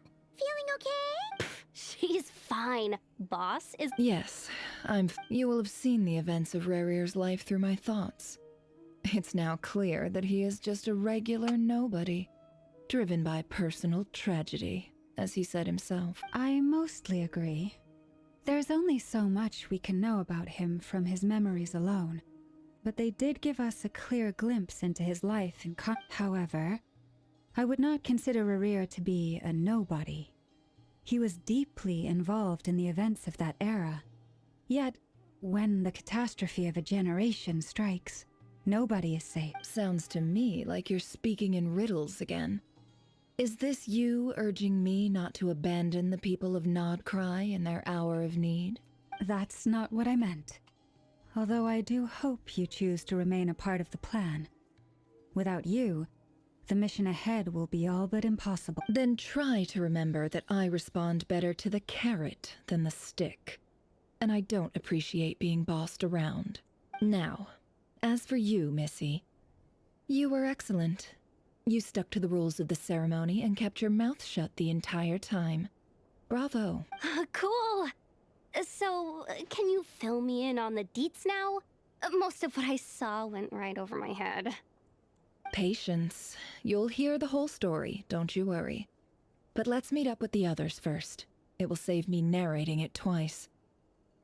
Yehoda? Yes, boss! That's more like it. For a moment there, I was worried you'd forgotten about the first clause of your employment contract. Forgive my curiosity, but what does the first clause? It says I gotta do the annoying stuff that boss is too lazy to do for herself.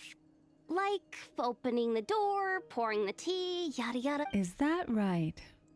If something is in the contract, it's because she willingly agreed to it. Rest assured that the curatorium abides by the very strictest of labor policies. You don't seriously think I'm cruel enough to treat her like my slave. In any case, I've hardly shied away from my share of the work today. Hope I don't catch Flintz and Varka lounging about in their chairs, enjoying a leisurely cup of tea. There's nothing I dislike more than other people enjoying themselves while I'm hard at work.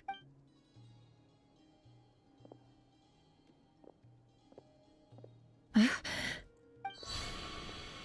no. What is oh no? Oh, Rarir is here.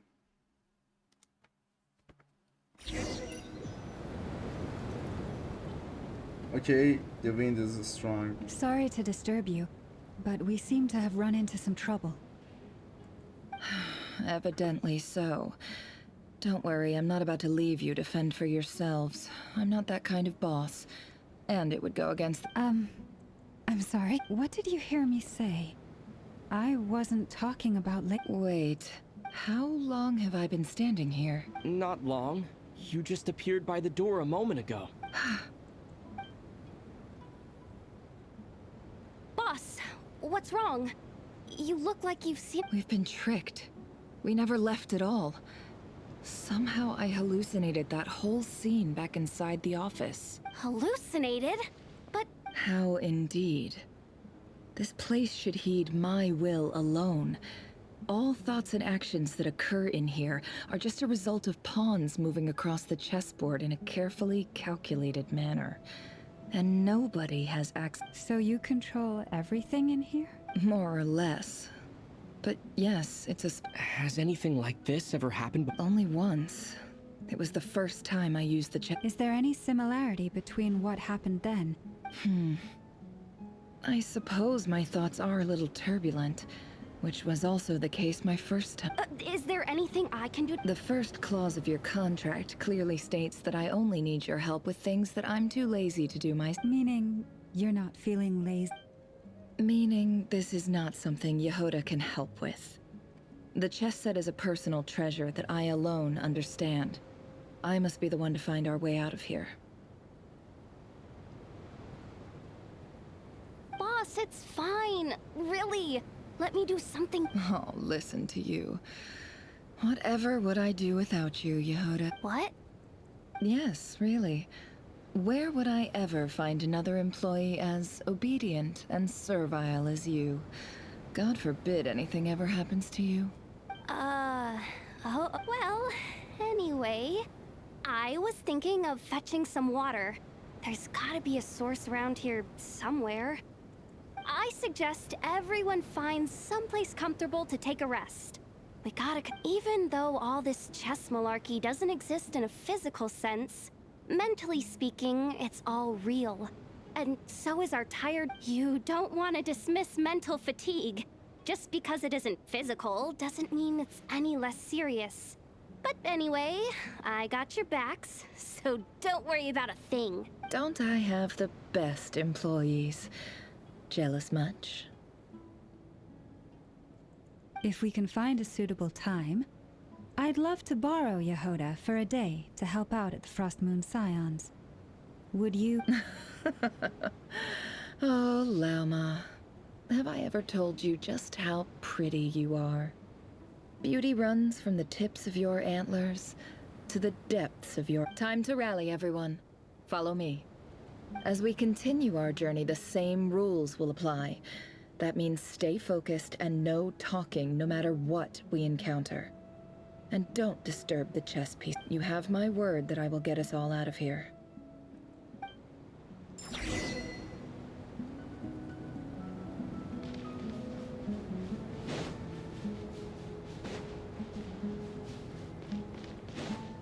Player on in Sumeru.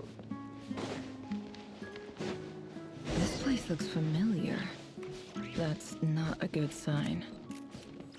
There's someone up ahead. Time. Oh, I wasn't expecting visitors at this hour. Oh. There you are. Sinue's been looking for you all day. I think he has some news for you. Oh yeah? What were you doing just now, Uncle Retinue? Hiding away some more loose change?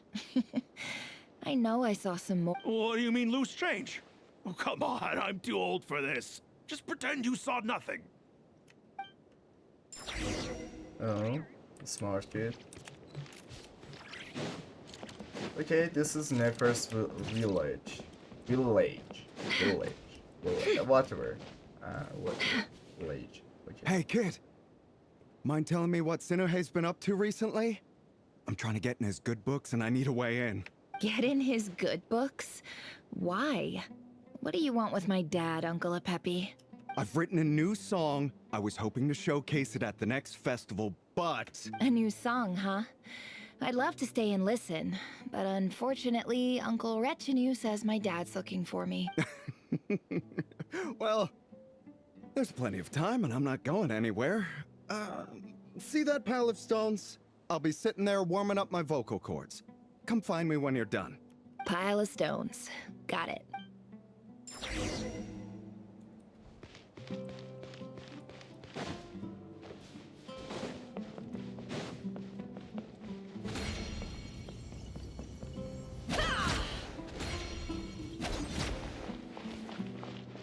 Hi, Dad. Uncle Retinue said you were looking for me. Ah, there's my little princess. Okay, if you'd gotten back just a little sooner, you could have shared the spoils of war with me. Spoils of war? Who were you fighting against, Dad? It was just a figure of speech. The aftermath of a sandstorm is no time to be waging war. I was talking about our war against thirst. I went out to fix our water supply problem, And now I'm back. Which means... We have a well again. That's right. I found a new one and brought back as much water as I could carry. It should last us for a good while.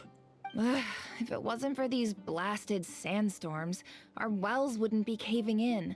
You wouldn't be spending all your time out searching for new water sources. As the chief of our tribe, I'm supposed to be leading us out of hardship and poverty. You know how prosperous our ancestors were. I've told you all the stories. And look at us now. Squeezed into these hovels. But things are looking up. I started working with some folks from the academia a few months back. They gave me some contacts in return for my assistance in the desert. So you're the academia's helper now? Special ambassador, they call it. Think of it as a partnership. It's nothing bad, okay? We've been isolated here in the desert for too long. Seeking opportunities elsewhere is the best thing for us, and the fastest way to... So, do you get anything good out of being a Of course. My luck's improving all the time. One day, I swear I'm gonna lead us out of this place. We'll find somewhere new.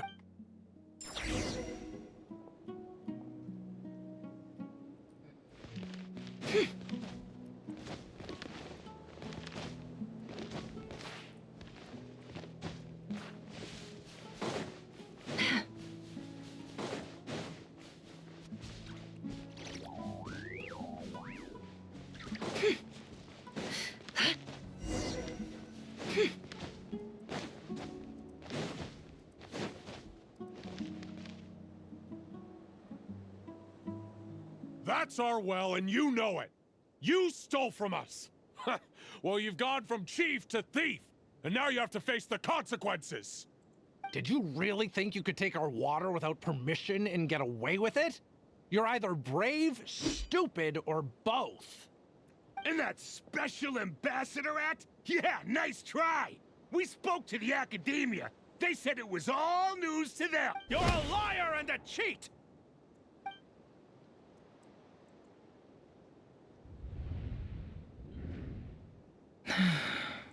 I heard Yehuda gasp, but I don't blame her. Most people are terrified by the sight of blood. Corpses strewn across the ground. The wounds are clearly from scimitars and daggers. The desert dweller... There's a handwritten note on the ground. Look. Halil, this is Sinuhe, chief of the Shimti tribe. Surely you remember me. I was the one who helped you and your colleagues avoid the quicksand in the desert. This is my second time writing to you. I assume my last letter must have gotten lost in the mail, as I didn't receive a reply. I hope this one. I'm writing to you because I need some help. That sandstorm the other day completely blocked up our well, forcing me to look for another water source in Iab and Unut territory. Praise the gods. The well of the Iab tribe was intact. It was my last resort. I drew what water I could and left, but not without being spotted. I fear they will retaliate. You told me to write to you if I ever needed help. You said you'd be my ally in the I urgently need you to formally recognize my title of Special Ambassador and send some of your people to assist me for a few days. It's the only way I can convince them that this was the Academia's decision and prevent them from retaliating. This is an emergency. Please send... Looks like this letter never got sent. The writer died a grisly death, and the letter was trampled into the ground. It's badly defaced. What a ridiculous lie the surviving Shimti tell. Their whole village was butchered over a sip of water.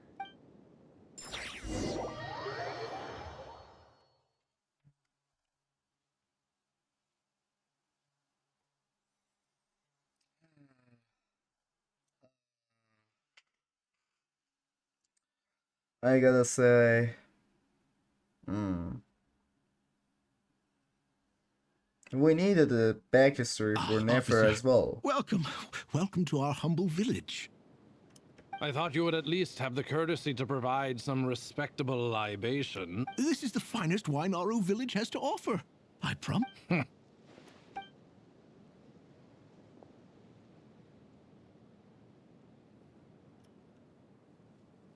The Academia has agreed to reserve a single space for a candidate from your village. But I remain skeptical of this entire endeavor. I highly doubt anyone in this desert possesses serious academic potential. Please, have faith. If not in us, then in our god. The child we found shows great promise. I beg you, take her away from this place. Give her a chance. Don't let her talent go to waste. I don't She showed up here a few days ago and we took her in. She's a really bright kid. Please help. I'm big. So, where are you from? Nowhere special. Just a sand dune. What about the rest of your family? How many of you are? Just the one. It's only you? Correct. So, no brothers, no sisters? Any who have slept on a bed of sand, I call my brothers and my sisters. Apart from that... All right. Get over here. Sign your name on the form.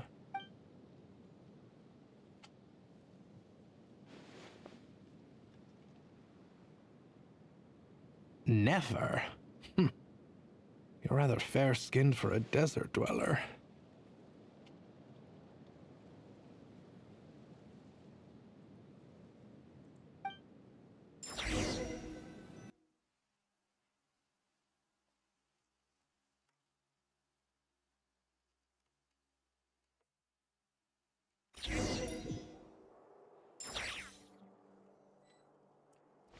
God. Academia is like hell. Like every villain of Sumeru from Academia? I don't think so, but like half of the villains Never, of this term's Sumeru were assignments from have been issued Academia. already. Please read through the materials thoroughly, conduct your own additional research, and then write an essay on the topic. When it's talking, I cannot even talk. I can't. The voices I can hear and the voices I want to speak just cannot go with each other.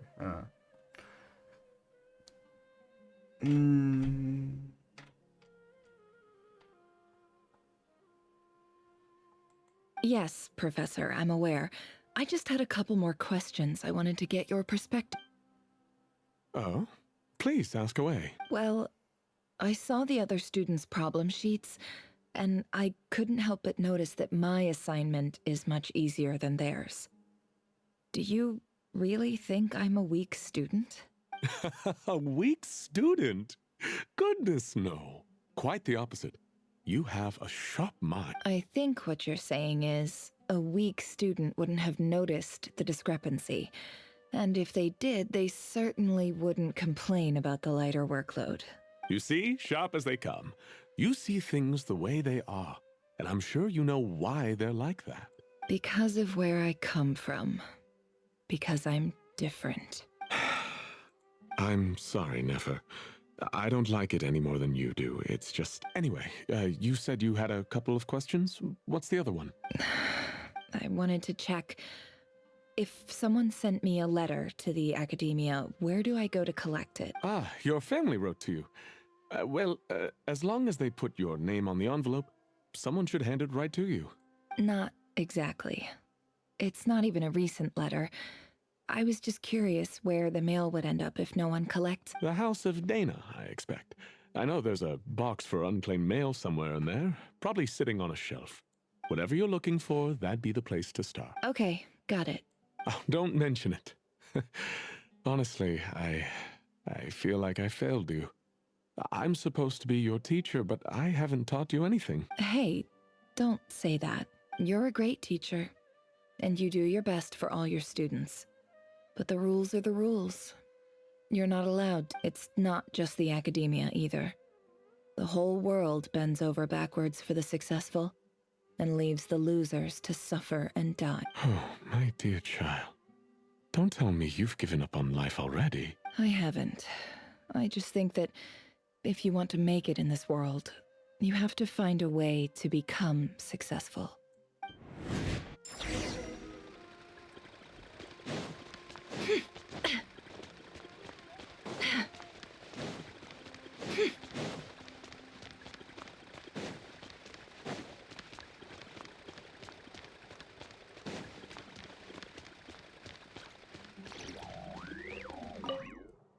This must be it.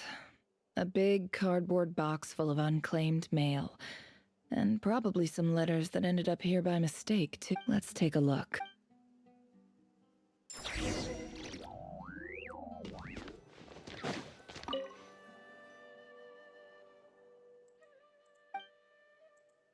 A dilapidation survey from Port Ormos. Looks like it's from a Core of 30 representative. This one was never even opened. I guess the recipient didn't... Who was it addressed to? This one is addressed to the...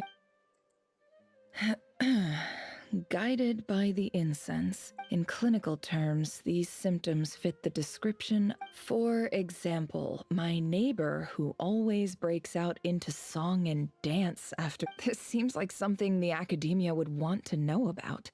Why wasn't it... Wait, what's this written on the back? The note says, the sender authored this letter while under the influence of mushrooms. I would send it back, but no return address was provided. Stamped by the Grand Conservator of the... This next one is addressed to... A few words of protest regarding, in recent years, the However, it appears to me that these students, as well as receiving dumbed down education, is the fundamental purpose of this institution, which should go without saying. As Grand Sage, policy, I do hope you will give some serious attention to this matter. Great letter. Shame, and the sender is... Huh? I didn't realize anyone else even knew how bad students like me have it in this place. So this is where letters from the Sage of Spontamod end up? Nice one, Grand Sage. Really enlightened. Whatever. This isn't what I came here for. I'm not exactly holding out hope that a letter sent from the desert would even make it here. But if it did... Where else would it... I can't believe how much discarded mail there is. Must have been years since someone last went through it all. And this is just one box. The whole House of Dana is boxes. I don't believe for 1 second that any human being has sat down and read through all the documents in this place. Who has that? Okay, that's for you. Wait.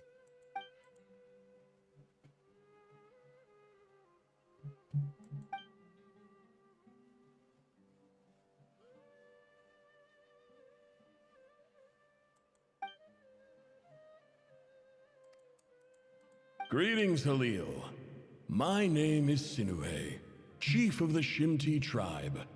I was the one who came to you and your colleague's aid when you ran into trouble in the Great Red Sand. I don't know how well you remember it now, but I brought you to safety and gave you some water and other supplies.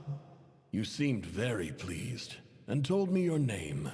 In my tribe, learning a person's true name is serious business. And I therefore see you all as friends. You were kind enough to leave your contact details, so we could stay in touch. The Shimti tribe lives a harsh, nomadic existence in the desert. You were sympathetic towards my plight, promising to This brings me to my reason for writing. Our tribe... There was a terrible sandstorm a few days ago, which blocked... The Eob and Unut are descended from I found a well belonging to the Eob tribe. They declined to help us, but I really had no other option. So I took some water to keep me and my tribe alive. My actions are certain. When we met, you assured me that you would be my ally in the academia.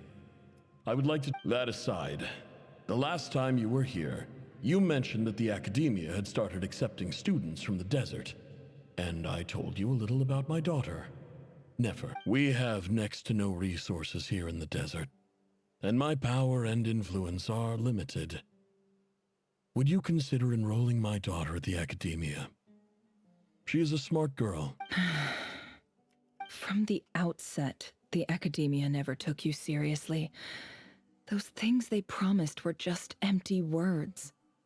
I doubt they even remember the name Sinuhe. And you were so emphatic that your luck had finally changed for the better.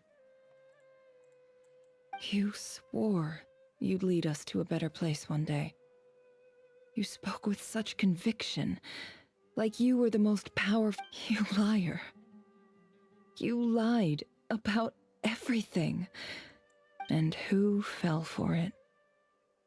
Just me, by the looks of it. Which makes you a pathetic liar. You weren't even any good at it. I think I'll take over from here. Let me show you how it's done.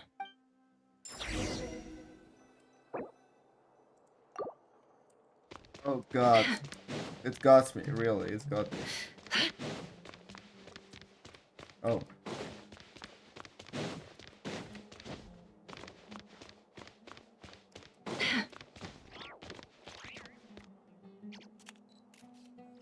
I just came to say goodbye. Nefer? You packed your bag. I'm quitting. Huh? But this was a hard-won opportunity for you. It was. But it doesn't matter. I have more important... Oh, and I didn't want to overfill my bags, so I left some incense on your desk. What's wrong? I thought you liked incense. Although, I did read somewhere in the House of Dana that it has hallucinogenic effects. Don't use it all at once. Isn't this the stuff you brought from your hometown? You're just letting me have it? But you said it... Yeah, I lied. It's not rare at all. There's this bunch of ruins near my hometown that are practically overgrown with this plant. It's not worth much. But Nefer... All right, that's all from me. Hug, please, no. Encourage her, please. Don't forget me, okay? I mean, we're more than just classmates, right? We're friends. Yeah, I lied again. That incense is worth a fortune, and it's a rare find even in those ruins. And as for remembering her, I have far too much to do when I get back. No time to reminisce. I'll be lucky if I even make it through this alive. But either way, I expect I'll forget you pretty quickly. Oh no.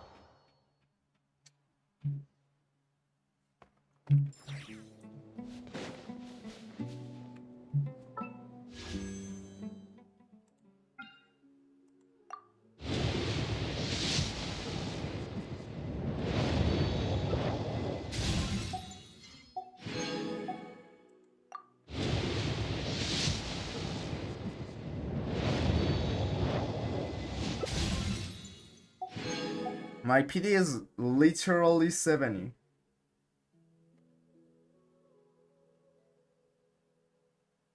Ah, damn it. 80! Oh my god. I'm so unlucky. Let me do this here as well, wait. Oh, wait.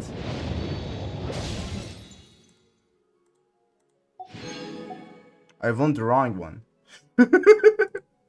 Oh my god. I won the wrong one. Oh god, this is so nuts.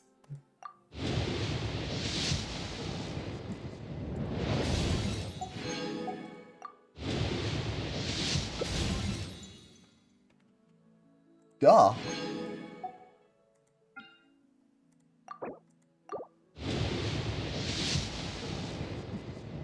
Duh. What? Pleasure to meet you. I'm Nefer, head of the Curatorium of Secrets. You may have heard a few rumors about me, but don't let that trouble you. Fact or fiction, I assure you it won't impact our collaboration.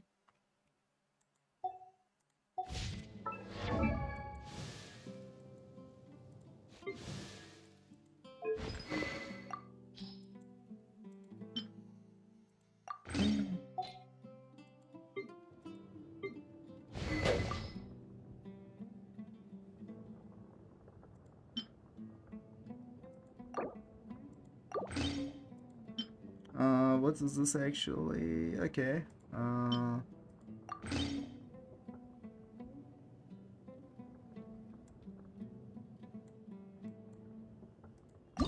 Pride is.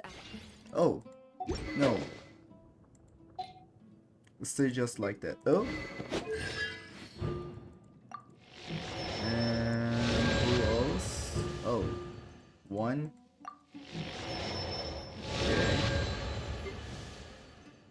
And here we got one new character. So obviously.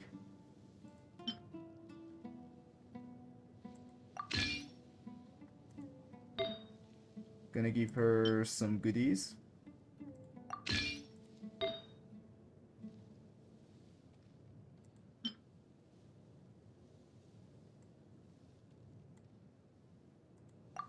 What? Cryo damage bonus?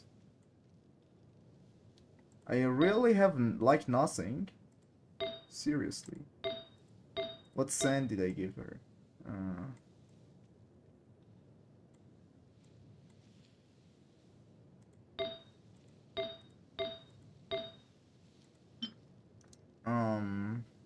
Sure, I can give this one.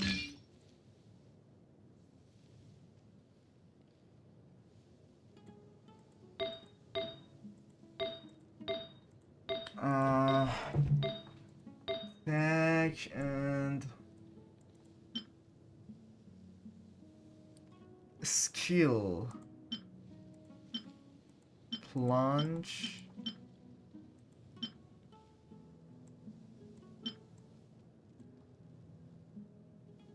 Oh, here it is. Just what I needed. And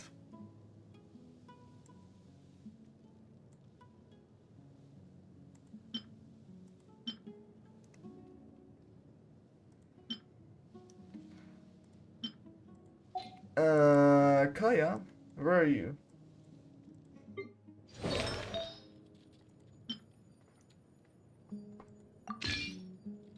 I'm very sorry,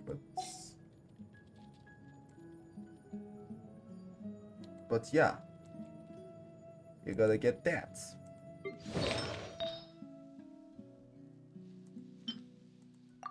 Now that's better.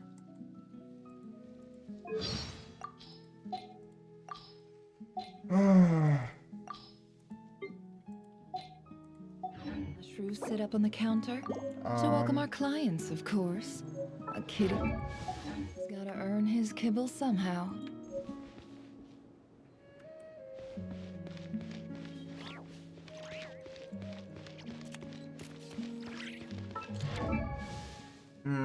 Maybe what I did just now was stupid. You know what? Why? You know why? Because I have saved for Arlecchino's consolations. And I was guaranteed, like, I won on PD 81. Before that, 20, 30, 40. I was at PD 50 when I began. Okay, see? On what PD, on which PD did I lose? 10, 20, 30, 40, 50, 60, 70, 80. No, not 80. I guess 75. I lost on P75 to Muna and I won on 81. Like it took 156 wishes to get the character on banner. And I may need to pull 160 again for one consolations. And I did likely the same in Weapon. I was high PD. 10, 20, 30, 40, 50, 60. I was at PD 60 when I started. And I was guaranteed. Yeah? Yeah, I guess I was guaranteed. Or was I not? I don't know. I think no. This is Sit Lollies. so I wasn't guaranteed. But whoa, how did I got? This one was very strange, actually. The more strange thing is there isn't actually nobody I can give it to. None of these characters are like very HP based, and my teams are not actually for decreasing or increasing HP, you know.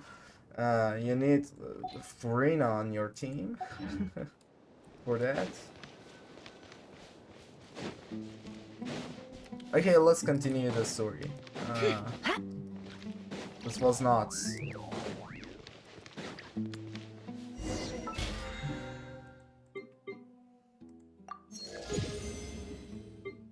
Oh, you were not supposed to see that.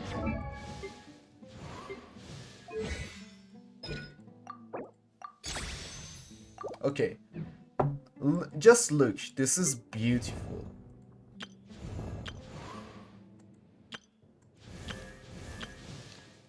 This is beautiful. Oh, one little single thing is missed here. Actually not bad. 999 again. Triple crown. This one needs a lot of work still. And yeah, that's the end. Now I should do...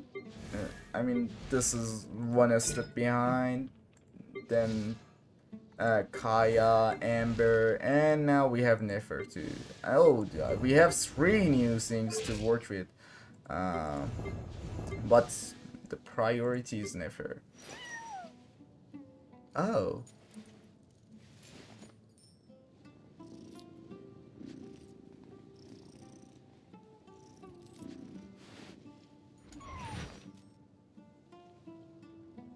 Oh. I'm touched.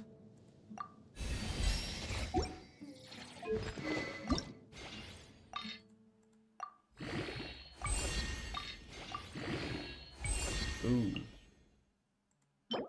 Dude, this is literally the only thing that I didn't have.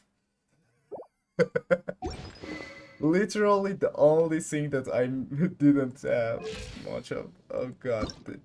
Thank you. What is this like? Okay.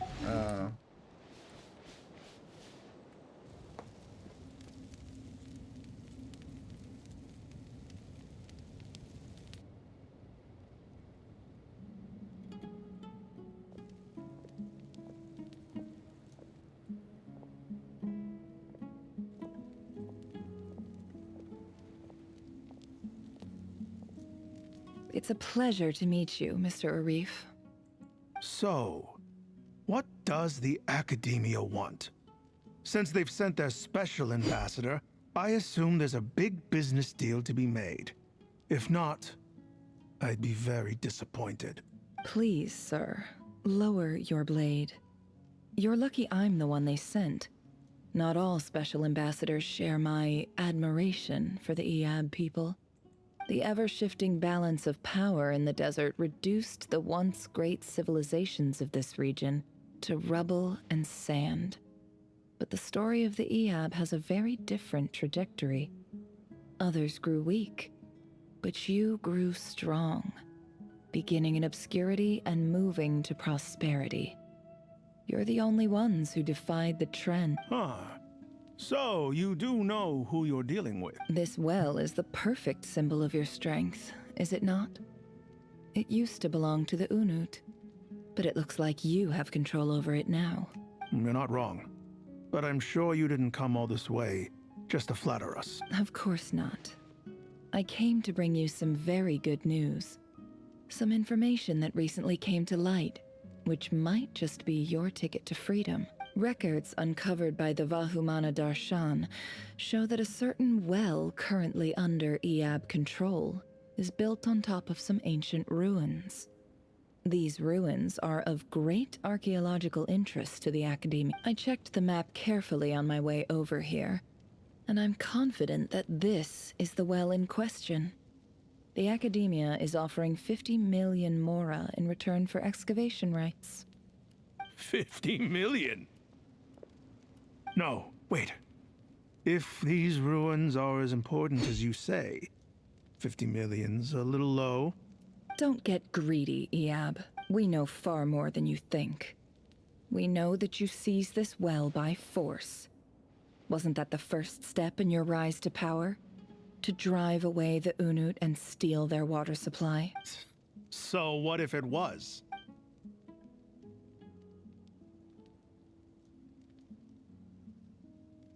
Don't worry. As unscrupulous as it was, it's something we're willing to overlook. The Academia is only interested in dealing with the de facto power holders in the region.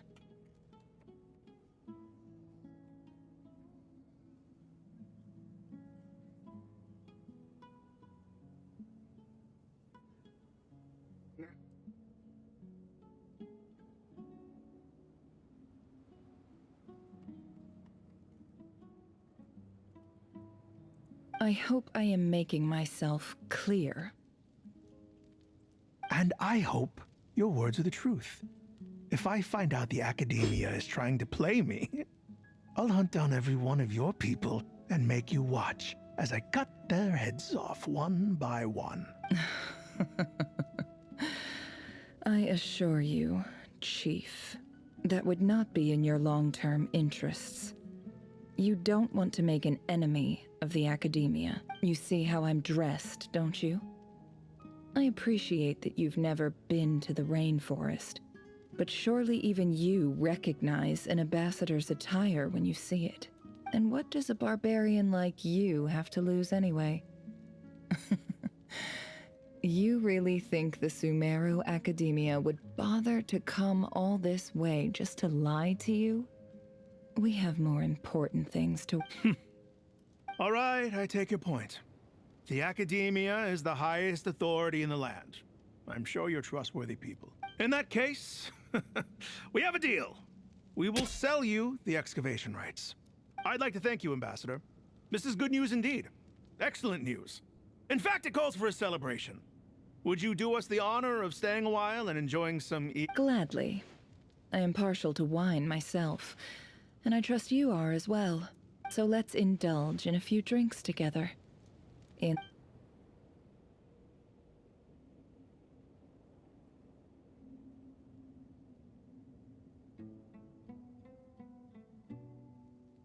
Chief! Chief, it's an emergency! It's the Unut. They've taken the well. What? Well, don't just stand there. Take it back. Yes, Chief. I have every confidence in the Eab's military superiority. What is it? The Unut's response was alarmingly fast. The day after we reach a deal, they seize the well. This can't be a coincidence. Perhaps there is a traitor. I am obliged to remind you, Chief, that the Academia will only deal with the de facto power holders. If you cannot regain control over the well, I'm afraid you won't. No! Please, Ambassador, just give me some time. I swear that well is ours. Glad to hear it. If there is a traitor, I will find them. Wow.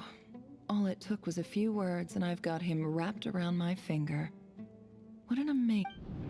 So, in summary, Ambassador, the Academia would rather negotiate with our tribe instead of the Eab. The Eab are ruthless murderers who don't listen to reason.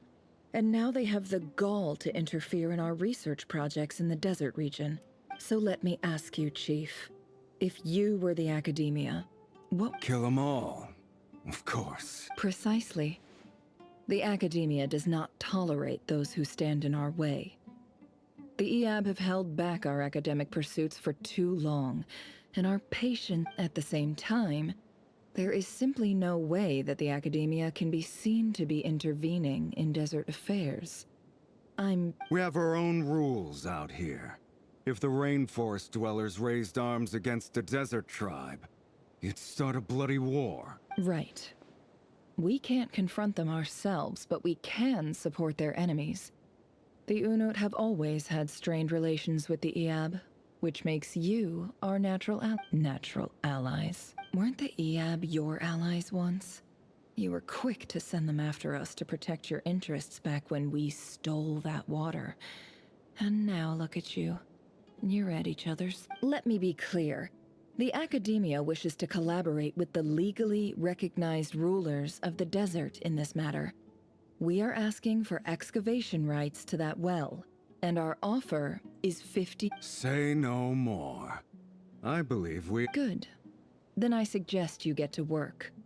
Get us access to that well, and the more is yours. You see, Dad? Lying is easy when you know how. People will believe any...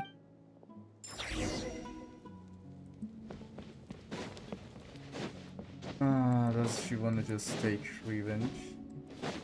This way?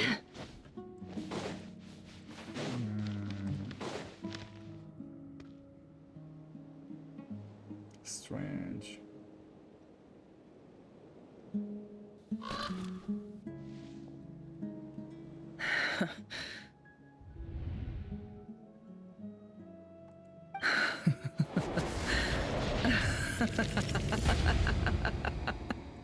Look at yourselves. You may be vile, savage monsters, but your butchered bodies bleed like any others. You're no different. The monsters who destroyed my home, they're just ordinary, petty human beings. I think we're even now. Maybe I've even done the desert a favor. It's a better place without... Oh, Sinuhe, my gullible fool of a father. Perhaps if you'd been as ruthless as I was today, our tribespeople would still be alive. In this dog-eat-dog world, a chief needs to be tough to survive. But you couldn't do what had to be done. So... Nefer, it's okay. All of this is in the past now. I believe I remember you promising to remain silent. Yeah, but even so... Yehoda, is there anything you can do to ease the tension? Alright, time for a sharp turn onto a completely different topic. So, anyway, that's enough of that. When are we getting out of this place? Feels like we've been walking forever. I'm getting pretty tired, huh? Yes, if we can find somewhere to sit down, I could certainly do with a rest. It's not far now. There should be a temple just up ahead. Yes. Really? A temple? That's where this story ends? I guess that's how things go in the desert. Desert dwellers can never escape their destiny. Or so everyone says. I never wanted to believe it, but looking back now, I'm as desert as they come. You mentioned a temple. What's my biggest trade secret of all. Ah. Then I'm guessing it's where you got your power from. The power to peer into other people's minds. I didn't know you were clued up on any other religions. I'm no expert in the history of Sumeru, but since you come from the desert, I would imagine it has something to do with King Deshret. Sounds impressive. Oh, I know who you mean. General Mahamatra Sino. That's Boss Neff for ya. She knows everything. Sino's hardly a figure of obscurity, but I know about Sethos too. What about him? Is he a big deal? Well, he's not a small deal, let's put it that way. Please, this is the bare bone basics. Say thanks for your patience, everyone. I'm sure it's been a lot to take in. With any luck, that's our exit.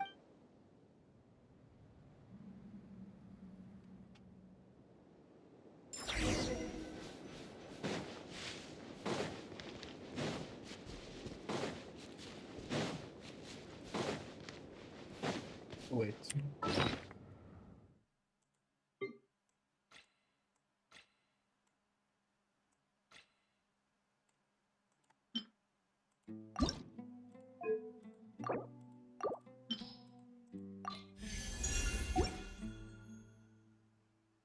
%100 chance.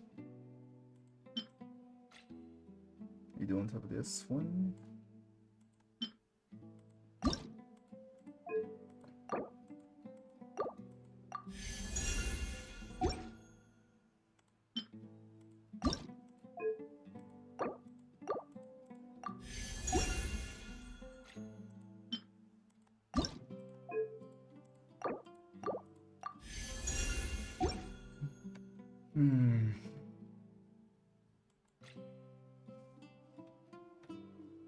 Oh.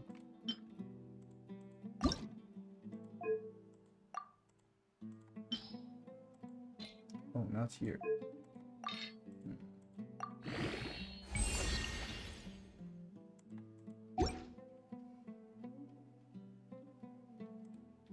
Wait.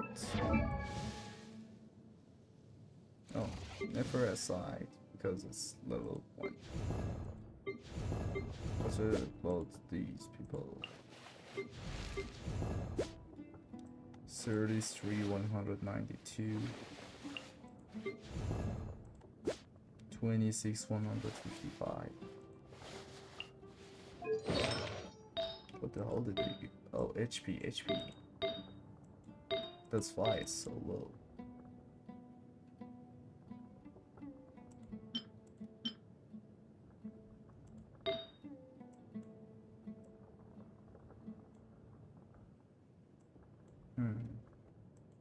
Okay.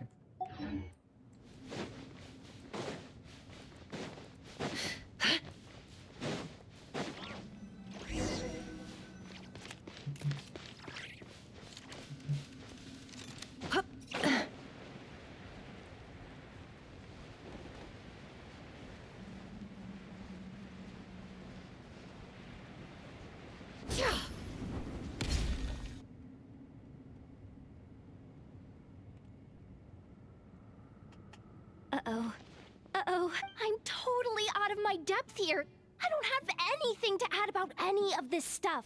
Like, look at that statue, for instance. I want to do the whole name-dropping, this girl knows her stuff thing too, but I've never seen anything like it before. A statue with the head of a bird. That's Thoth, the Ibis King, one of the 7 pillars of King Deshret. The legends say that he, the Crocodile King, and the Goat King were the 3 retainers of King Deshret. Let's take a look.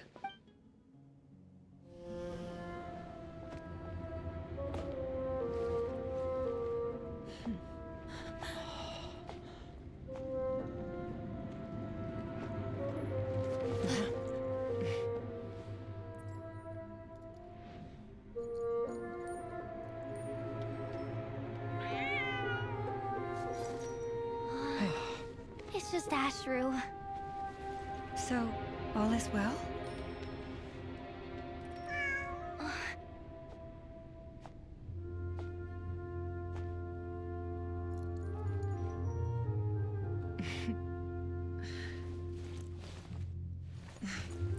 Typically speaking, at this point, the world disintegrates.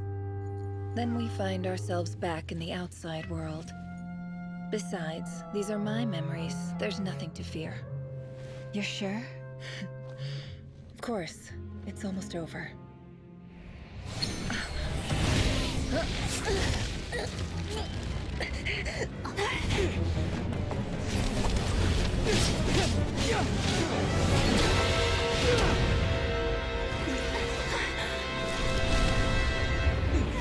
Never!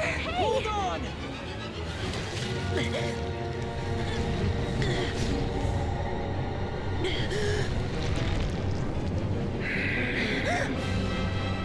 Knowing too much is always a death sentence. Speak for yourself.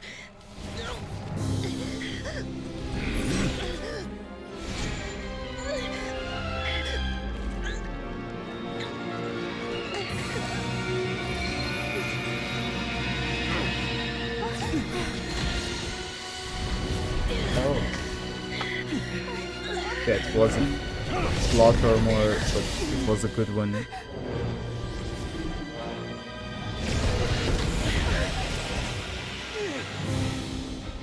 How repulsive. Oh.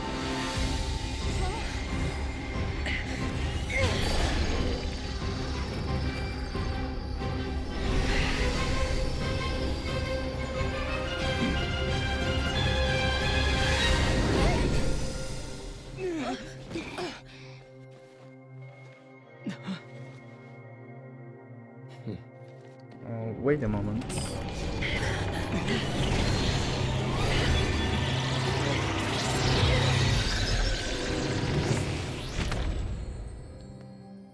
I wanna type, but I can't.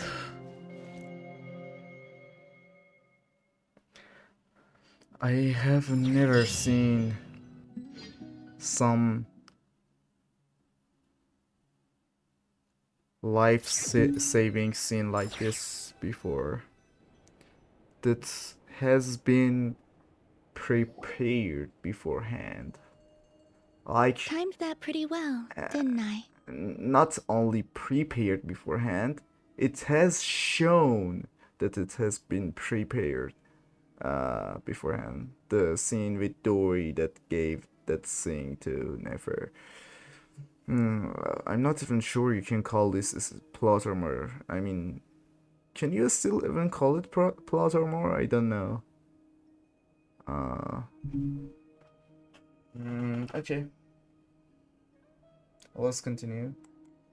It's okay. I'm just glad no one was hurt. Paimon noticed you doing something too, Dainsleif. Were you helping get them out?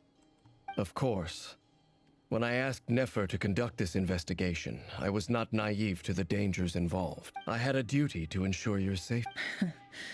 Good to know your sense of justice is still intact. I take that to mean that you saw the truth. That comes as a great... I certainly did. And thanks to your help, I also managed to trap Rerir inside the chess set. Whoa, really? How'd you manage that? Well, to be honest, I sensed that something was wrong long before we made it to the temple. By using this fragment to probe into Rerir's past, well, the monster formerly known as Rerir. It seems I alerted him. I was tracking him, then he caught on and started tracking me too. Can't say. But how did he track you through your thoughts alone? That shouldn't... Rerir was a secret agent who reported directly to the Vinster King.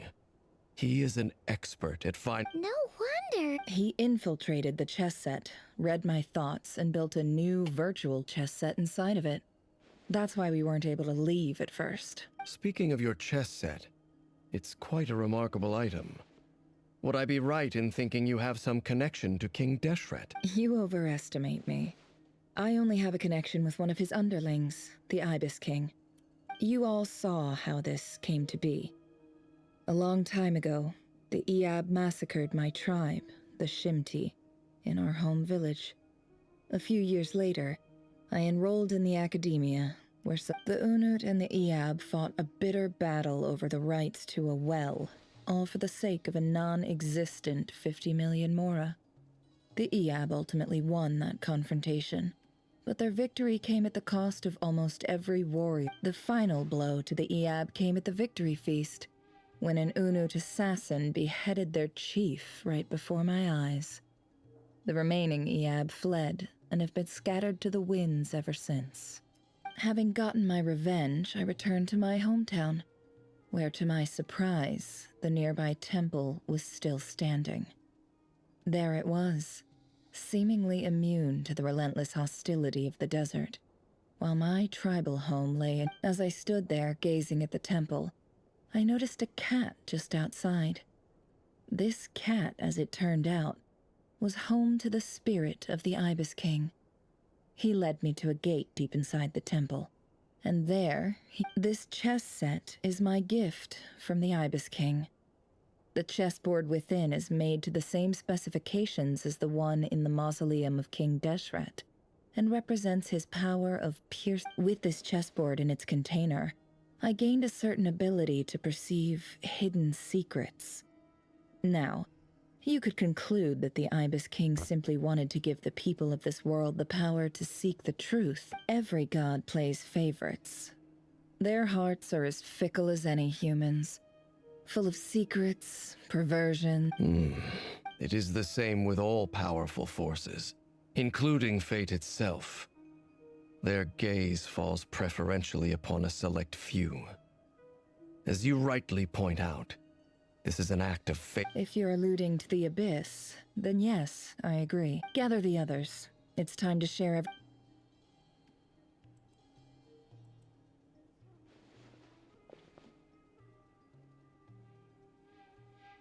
Thank you all for being here. As promised, I did some further investigating into the Raker of Solnari's background. I am pleased to report that the investigation has been most fruitful indeed. The Raker of Solnari, real name Rerir, was once a Conrian subject who served the Vinster King. I will now share the important details of his story. Please save any questions.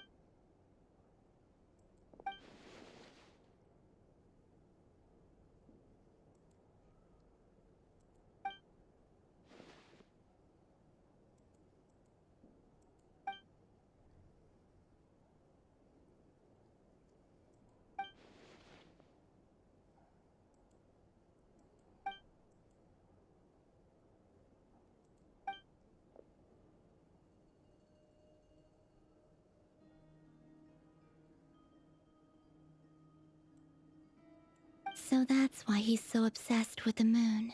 A tragic tale, to be sure. But, no matter how much Rerir suffered in the past, the fact remains that he is what we know today as the Wild Hunt, wreaking havoc upon innocent lives and not. He becomes more dangerous with each passing day.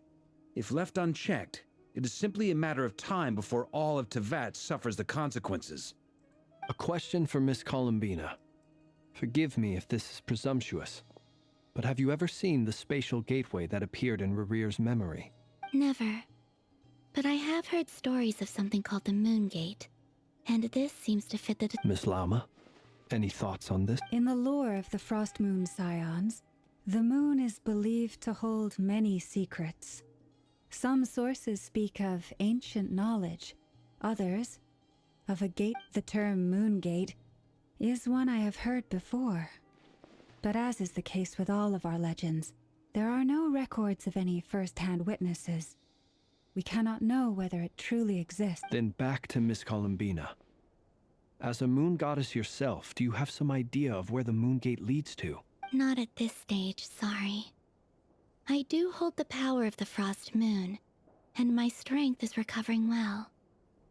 I can sense that the gate would open at my command, but...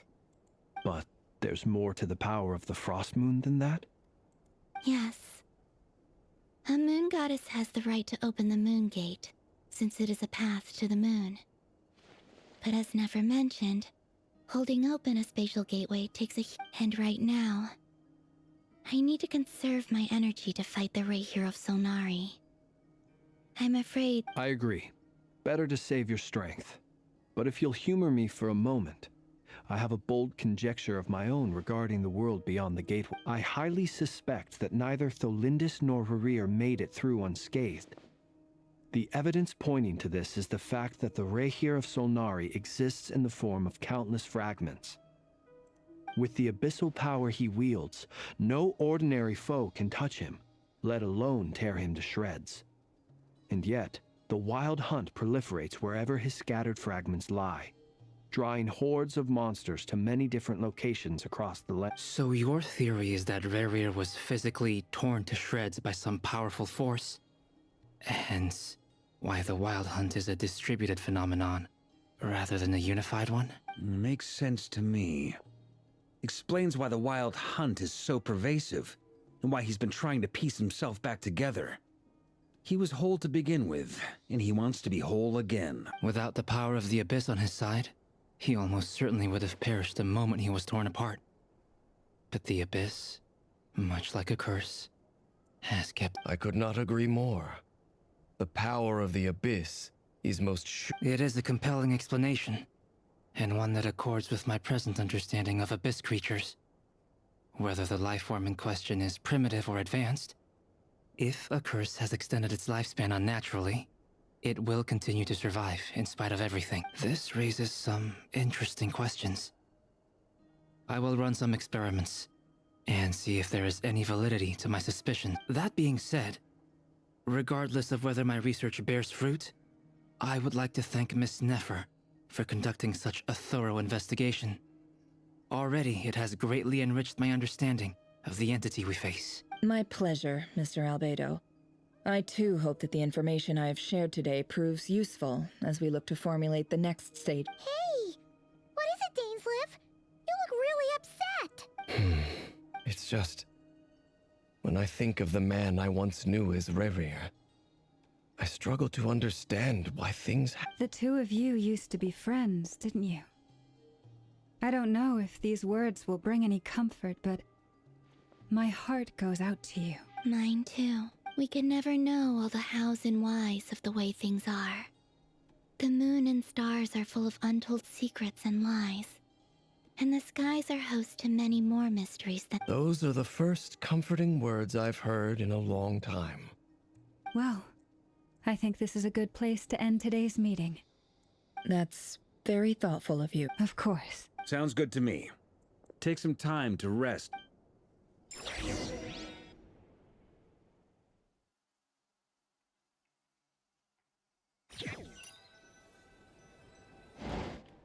Hey, is this a bad time? Hope I didn't kill the conversation. No need. Come on, let's...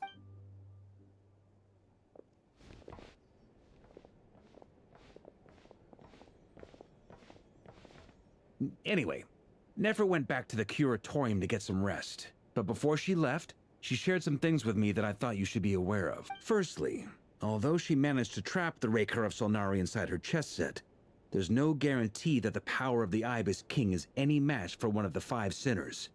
Their powers are beyond. It's only a matter of time before he finds a way to break out.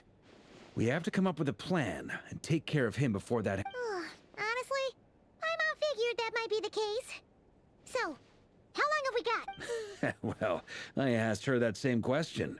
She talked for a long time, but for the most part, it seemed like she was trying to convince me how precious her chess set is. What a long and storied history it has. It felt like some kind of sales pitch, you know? The kind where you end up handing over Mora against your will? Anyway, after all that, she finally answered the question. 2 days. 2 days? Holy moly! That remains to be seen. You have some history with him, right? Do you think maybe you could talk to him for us? Great. All right, on to item 3. So, Albedo, Durin, and I put our heads together and came up with a plan. We figured we'd bounce the idea off you first. We'll explore it further once everyone's recovered. Oh, Paimon's dying. All right, so...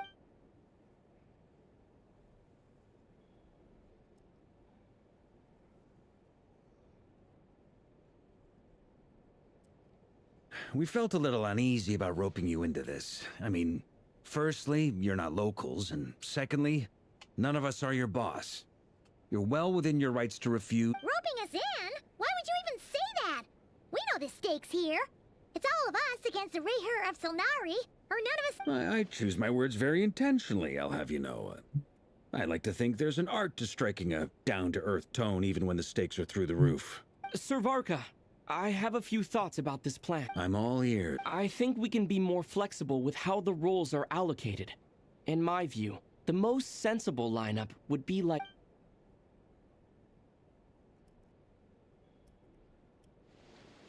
I see your point, yeah. But if that's how we're going to approach this, you'd better make sure you're ready. To be clear, I don't doubt your abilities. Far from it. I just want to make sure. Are you really willing to take all this on? I want to do everything within my power. The Reher of Solnari is a truly fearsome opponent, and if I do my part, it'll greatly reduce the risk for everyone else. Well, that tracks with what I've heard. Jean's mentioned in her letters that you're so diligent it's almost... as in, most people weigh up the risks and rewards in situations like this. But you seem to just march towards danger without a moment's hesitation. Of course, everyone appreciates a fearless pioneer. But all that aside, I'm the Grand Master of the Knights of Favonius, and you're our honorary knight. I want to make sure your courage doesn't come at the expense of your safety. Thank you, Sir Varka. I should be the one thanking you.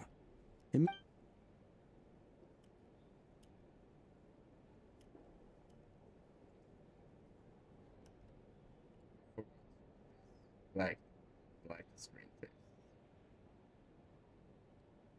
Can you ever hear? Oh, yep.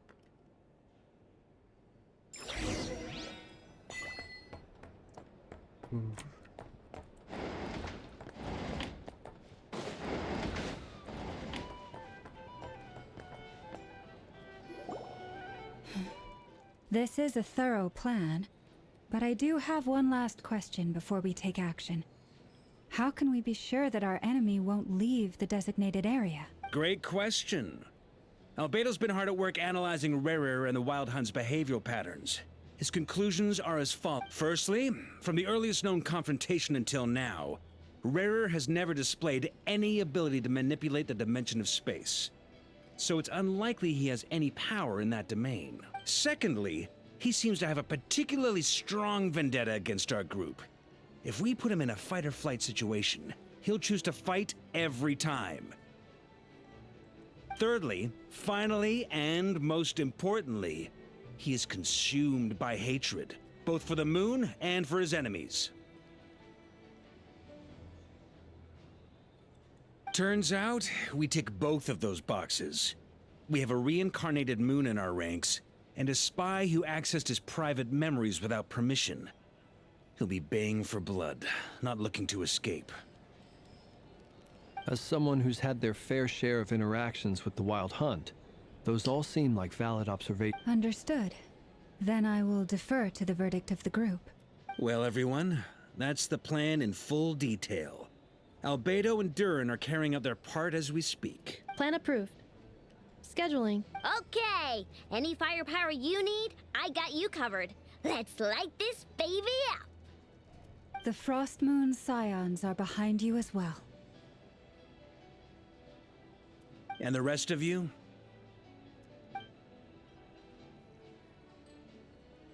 No objections? All right, then it's settled. This is the plan we're going with. Next up... Wait, we can still back out of this? Everyone says things they regret, right? I don't want anyone feeling trapped because their mouth said yes before their brain had time to think things. A very people-first approach. I hear that's common practice in the Knights of Favonius. Heh. Who'd you hear it from? D-Luke? Shh. We don't use people's real names at work. This contact will be known only as Owl, please and thank you. This plan can only work if everyone does their part. Flint's and I will absolutely support it. We shall indeed. You'll be glad you accepted our help. Also, you are the last person I expected to see here, Miss Dory. It's not often I get called Dory in a work context. My peers usually call me Lord Sangama Bay. So, the longer your name, the higher your net worth. Is that the idea here?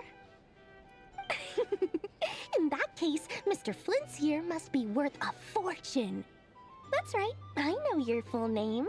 The walls are thin here. I'd appreciate you keeping that a secret. Okay, fine. I'm actually only here as a favor for someone else. Do you have any idea how much it would cost to hire me otherwise? Oh, does this mean someone out there actually has the power to boss Dory around? It most certainly does not. We have a long-standing and mutually beneficial business partnership. She's actually the mom of a friend of yours. Said mom supplied me with a great little trinket, but now that lady's ruined everything. If I don't start building a little goodwill now, my whole business in Nod-Krai is gonna go down the drain! Alice. That's the character, I guess. Okay. So what exactly is so special about this pen? It's a lucky charm that a great mage made for me. We have a business relationship, and she was worried that something bad might happen to me. So, She wanted me to have something that can store power to protect myself with. Oh, this one is always so... Wait. Which is which? I'm confused. I finally got it all fully charged up with Kuvaki, and then never went and used it all up at once! Never lost so big in my life! You're right. It was all my fault. I didn't mean to drain all the Kuvaki in the pendant, but I'll make it up. You will? Well, in that case, how about you give me your chess set? And we call it even. I knew you'd say that. Well, it's yours if you want it. In fact, take it now, and I'll even throw in a free Raker of Solnar. You're putting me in a difficult position here. It's a very useful thing to have around, but I have a funny feeling it won't be around much longer. I guess... Looks like bankruptcy for me. Hey, don't be so pessimistic. See this through and you never know. You might find a new business opportunity on the other side.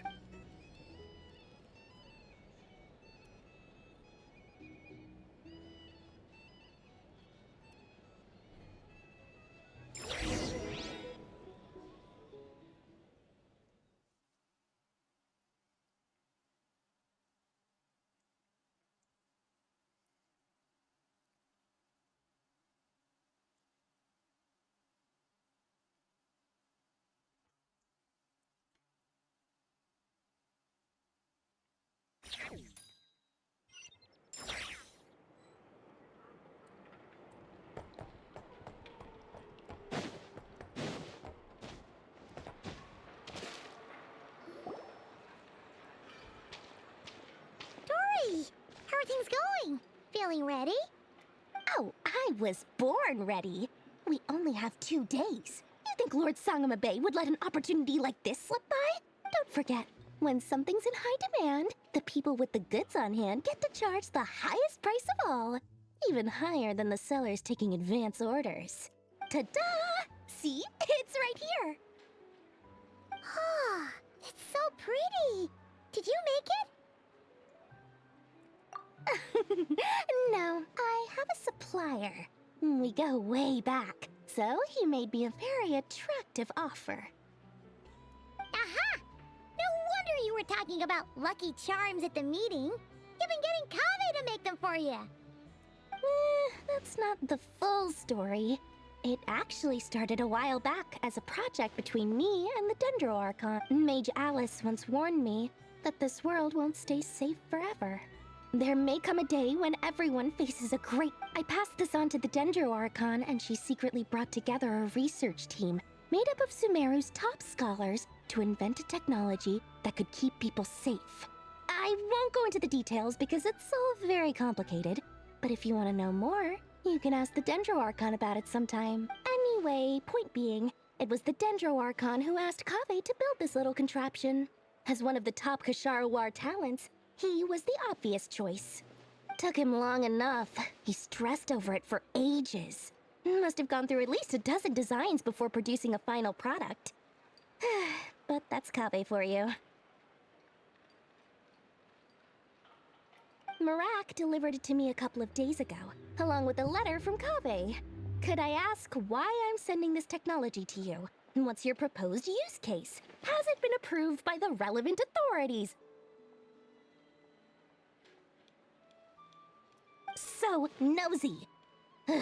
My fault for sending him the research permit to begin with. Surely Nahida must have told him you were involved in this project. He was probably just nervous because you're always so secretive about your business. Could be, could be.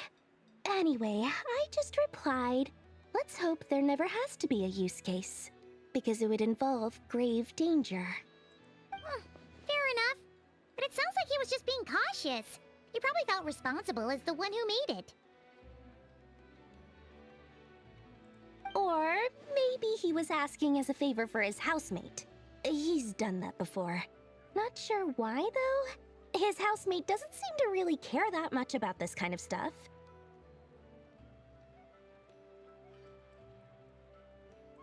Either way, all's well that ends well. I'm just glad to finally have my hands on the product. I wouldn't want to be without it, given the potential dangers that lie. Huh? What is that? Paimon's just super surprised. This must be the first time we've ever seen you actually get serious about something.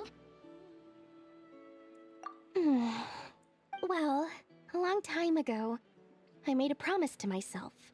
I promised that I was gonna live every day of my life with a big beaming smile. Obviously, Mora plays a big part in that.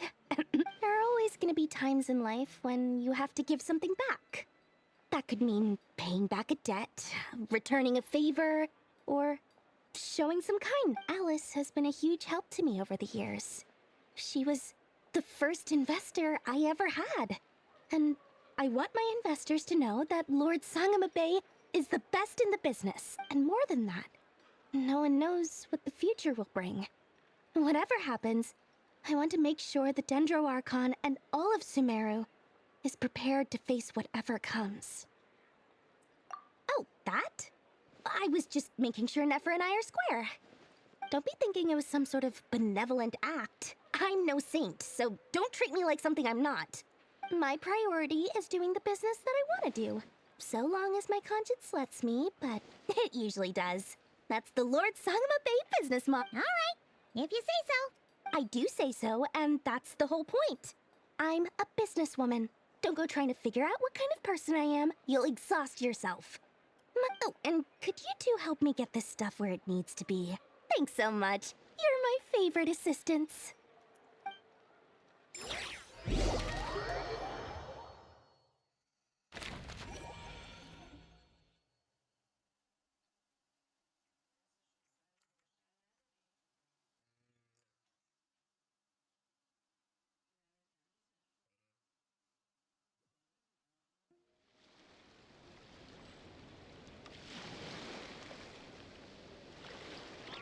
Bu normal ne yapmış?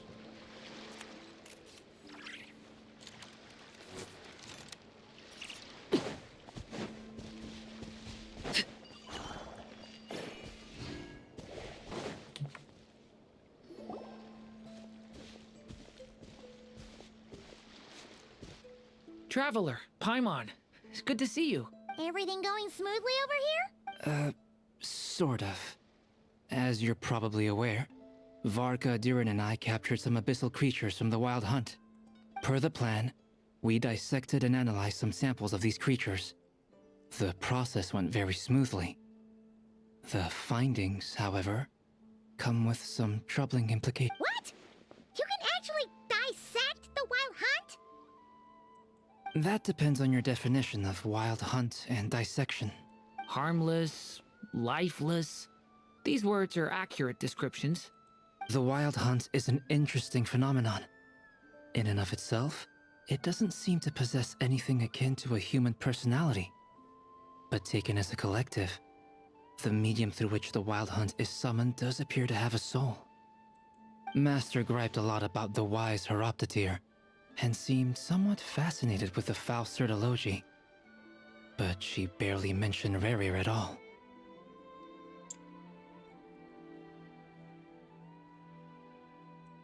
I don't think that was because of his lower social standing, though. Anyway, it's a pity. I should like to hear her thoughts on the nature of the life form he has become today.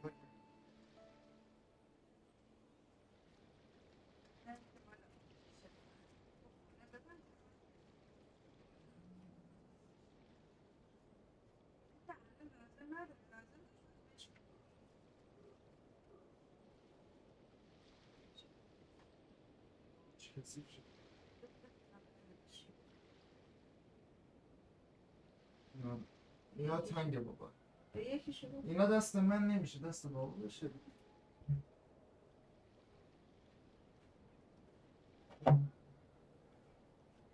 همونا رو یه بده بابا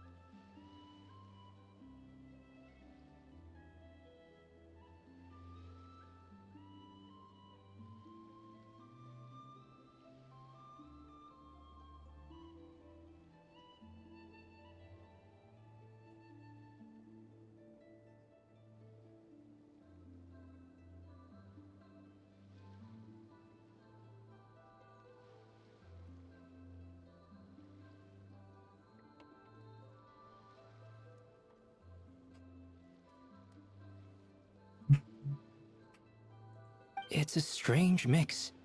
The furious energy of an abyssal being channeled through a fractured physical existence. A consequence of being torn apart by an unknown power.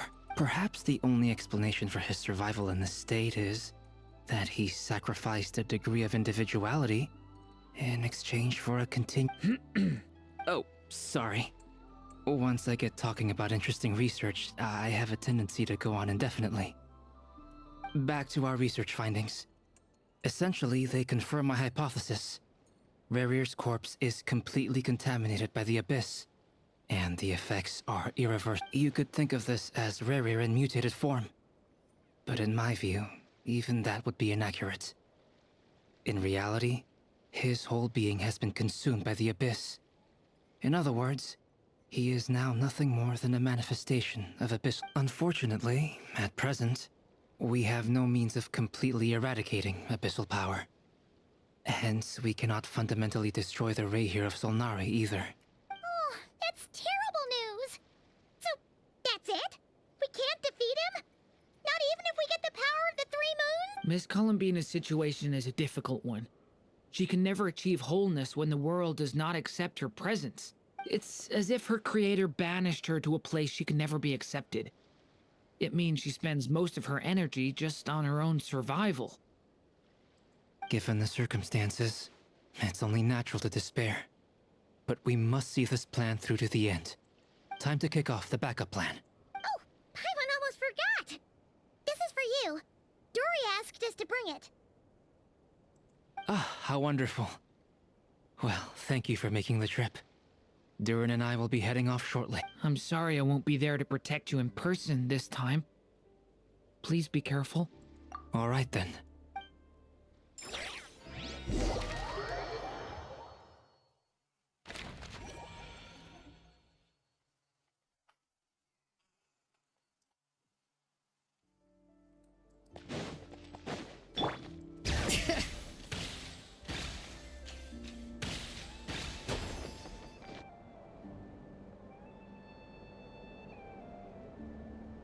Miss Lauma, is everyone here? Yes. The fate of my flock is in your hands, Grandmaster Varka. Please, my lady. Within the next 24 hours, we will face the biggest crisis, though this is not a burden that we deserve to bear. But I believe that we reap what we sow in this life. So I intend to act. I must do what I think is right. For me, that means fighting for the future of this gentleman is the Grand Master of the Knights of Favonius, Varka, Knight of Boreas. In my absence. Hey, everyone. Guess I should introduce myself. Well, to start with, I know my way around a battlefield. Biggest strengths are honesty and hard workingness. Anyway, point is, I don't intend to let Lauma down. I'm gonna do everything in my power to keep every last one of you.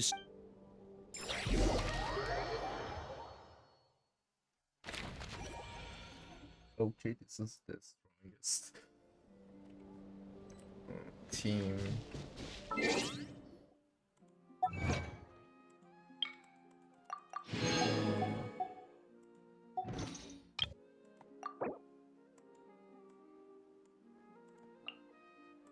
Nope.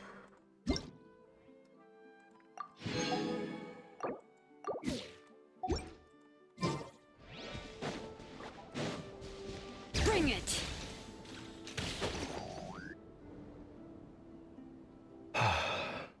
Something on your mind? Miss Columbina, was it? I believe that's how the others addressed you. That's right. Names are funny things. Have you always been called Dainsleif? Yes. I take it your own name has a more complicated history. I have a different relationship with names than other people. To be honest, I'm not even sure that Columbina is my name. At least, not in the same way that Dainsleif is, but it's what everyone calls me, and I go along with it. A lot of my life has been that way. I get so I never used to think much about where names come from, or what they mean to people. Maybe something's wrong with me. You're different from other people. I sensed it the first. You're more perceptive than most. I'm sure your long life and rich range of experience explain. Do you ever find yourself missing Conria, Mr. Danesley? Difficult to answer. I have dreamed of the past many, many times. Sometimes I'm fighting tooth and nail. Other times I'm lying on the... I don't recall any happy moments from that time. It has been too long. Is that because hatred survives longer than love and... That would not be for me to say. I make no excuses for the grudges I bear. But whatever the reason, I remember little that was beautiful or sentimental. Thank you for your help with the Rerir situation. Without your efforts, I never could have learned the hidden truth of his story. You're welcome. I know he's your friend. Friend? He betrayed me. And I never really understood what he was going through in life. Some friendship, that is. Okay. So, do you plan to fight? You see, you're torn. Now you know what really happened. You see the things he's done in a new light. I need some time. Of course. I completely understand. Anyone else in your position would feel conflicted too. Actually, I went through something similar myself recently. Something happened that changed my perspective on a situation. A situation I took for granted at the time, but now I feel very grateful for it. You mean the Harbingers who still support you, even though you've left the Fatui? Yes. I always thought they were only helping me because Harbingers are forced to work together. But then I abandoned them. A warrant was even put out for my arrest, and even now, they still support me. Which means I was wrong. Clearly, they view you as a friend. I feel a little guilty now. I regret not seeing her help for what it was. And not... I see the guilt that you're feeling now, because I feel it too. Hopefully, talking about it will do us both some good. Have you noticed that the Traveler and Paimon are over there? I think... Huh. Sure. Hello. Ah! They caught us!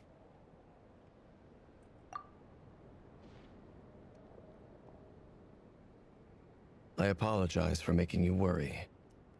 No doubt you wish to know where I stand on the plan to take down the Rehyr of Solnari. I'm afraid I need a little time, but I will seriously consider... You will? Oh, thank you so much! They needn't be. This was something that I was going to have to face up to. That doesn't matter to them. They're grateful to you regardless. You can't control their gratitude, so just accept it. And then, have a think about whether you're willing to join us.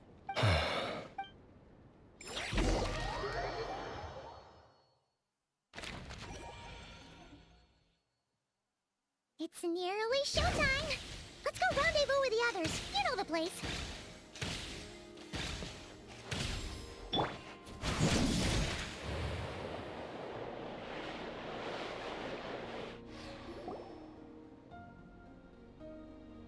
Ah, you're earlier than I expected.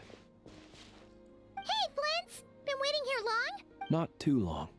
I came a little early so I'd have some time to think. Are you nervous about the battle? Quite the opposite. I'm reminiscing on my past battles. When I was awakened by the Ratniki, I had not touched a weapon in many years. I felt like the battlefield was not where I belonged.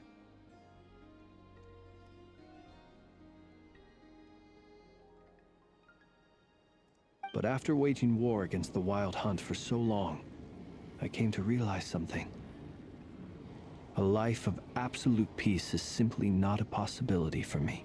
My restless flame indicates that somewhere inside of me, there is a deep yearning to root out the evil in this world. Oh, that doesn't sound like such a bad thing. Well, in the past, when I was a Fae whose primary concern was hibernation, it was hardly ideal. But it certainly serves me well here in the present. And I am delighted to be able to join forces with you in this endeavor. Looks like I'm not the first to arrive. Ah, Miss Lauma. Did you sleep okay, I struggled to settle down at first because of the Please. Never! Over here! Aino asked me to relay a message. She said an...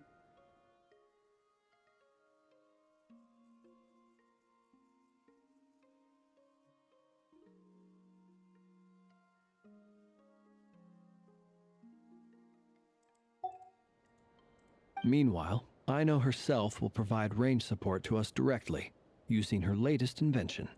Excellent. My thanks to all involved. The chest set's looking a little... It won't hold him much longer. We should be prepared to engage at a moment's notice. No sense sitting around waiting. Let's make the first move while we still have the option. I agree. Paimon, find a safe hiding place. Got it! Be careful, traveler! I will.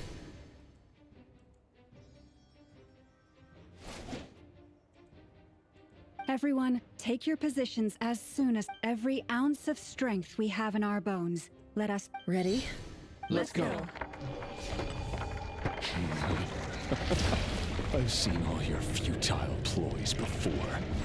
You have become the authors of your own demise. I wouldn't be so sure about that. You are merely a moment of sport before I tear down the moon.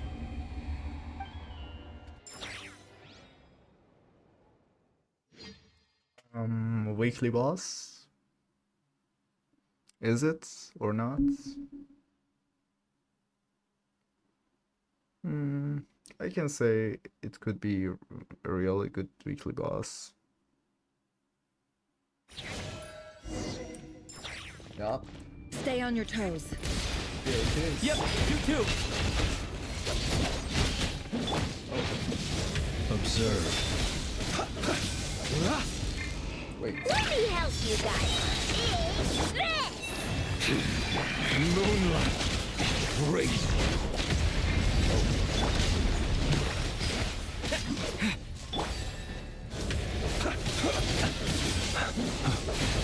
Are you quite finished? Move. No more lies. Seek within. Moonlight betrays you. Move. You poor lost lamb. Be silent. Moonlight betrays you. Night falls. Steady now. By the frost moon of old, leave this place. Go! Move. Can't hide the truth. The deception ends here. You poor... Observe. Be silent. To dust. Moonlight betrays you. Beware the creatures of the night. Move.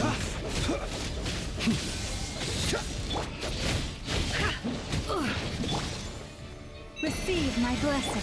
Moonlight Bombs away! betrays you. Move. For the everlasting forest. Hunt him down.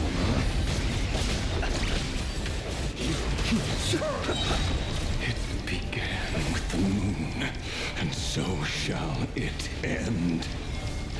The moon will protect you. The moonlight betrays you. Observe.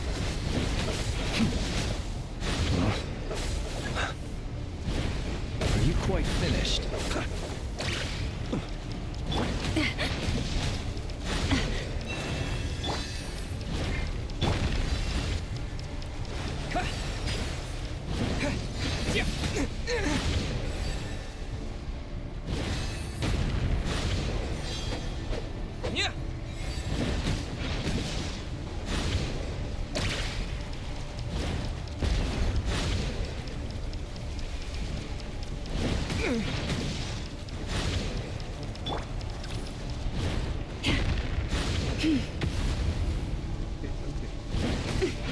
Do you see now?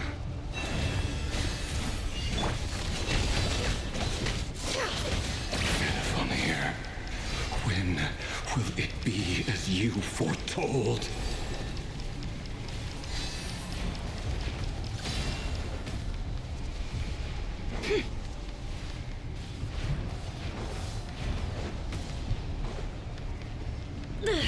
How far?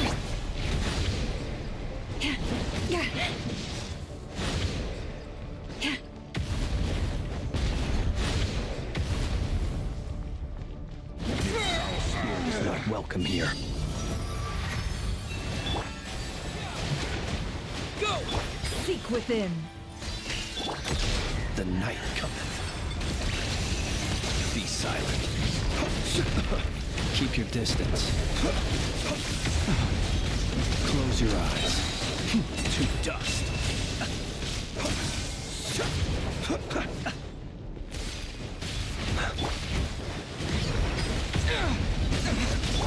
You poor love. No more lies. Can I how unfortunate. Moonlight, praise you. Be silent. For the everlasting forest, lead. Go! Close your eyes. Be silent.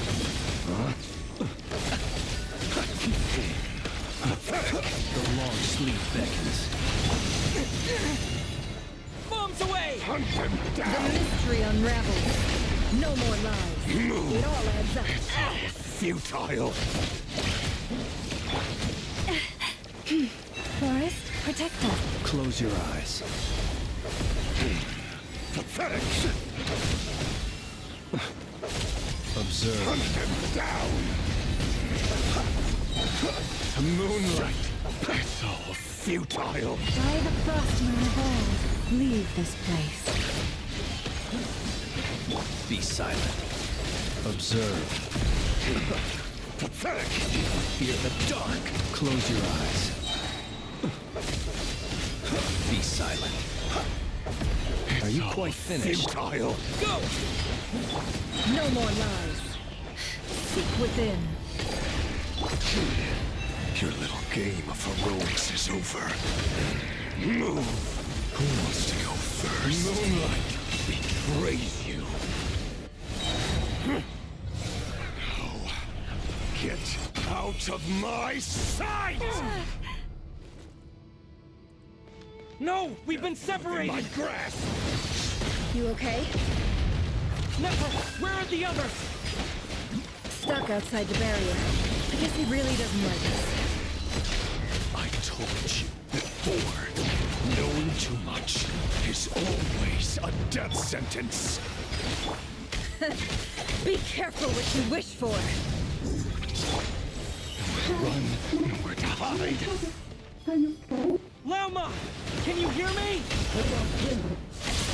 Silence. The voices are gone. But at least I know they're still there. I need to focus. Stick to the plan. Remember my most important task. Just keep stalling him. If I can stall him for a while, the moment will come.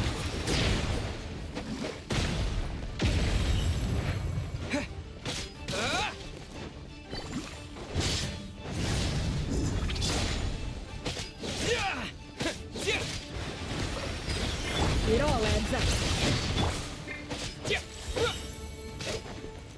Wipe out! Can't hide the truth. No more lies. The mystery unravels. Water jet! Run, nowhere to hide. What? Yeah! Yeah! Destroyed. Reborn. Yeah! Can't hide the truth. It all adds up.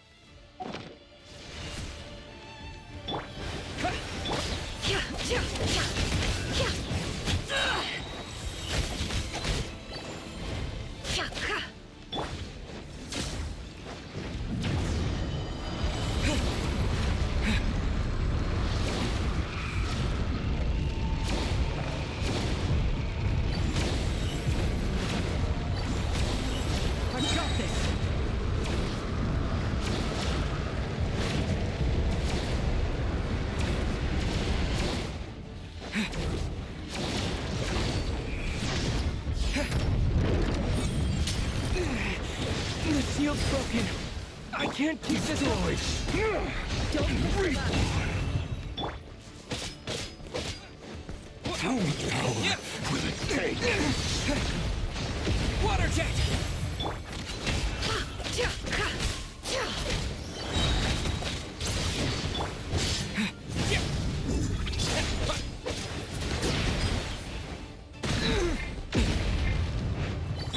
It all adds up. Wipe out! Seek within. Can't hide the truth. It all adds up. Go!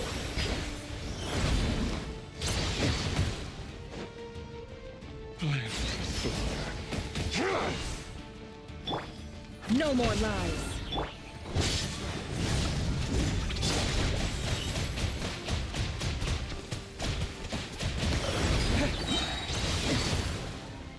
Bombs away! Can't hide the truth. No more lies. The deception ends here.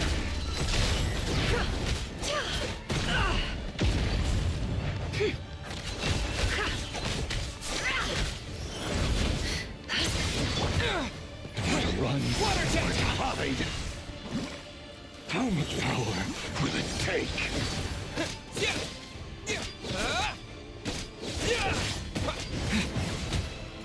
Go! Can't hide the truth.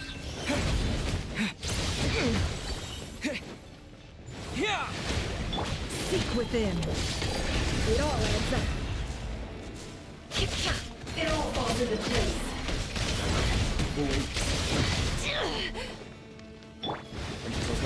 Can't hide the truth. Time to come clean.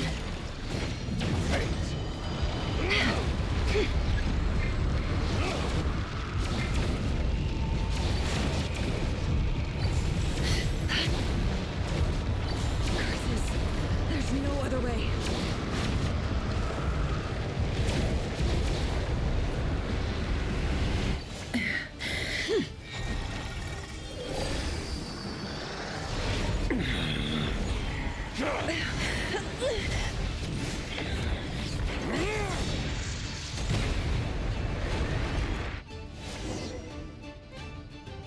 The only way to defeat Rarer is to borrow his own power. That means Columbina will have to disappear while you two bear the brunt of his attacks. You have to hold on. Find a way to keep him focused on killing the two of you.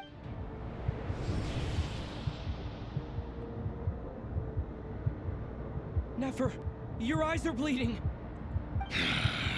Soon you will be powerless to, and then I will reduce. But that dust will plague your memories. Come on, keep... Any other tricks up your sleeve? Let's see. As entertaining as they are, you've backed yourself into a corner. You don't fool me. I see your fear clear as day. I have to stoke his rage. Make him unleash everything. You fear what you could never defeat. You fear the thought of never being able to save your... You cannot win the fight against fate, Rarir. Is that what you... Well, now it's your turn to feel afraid! You fear the sound of your own name? Is it us you hate? Or is it what you've become?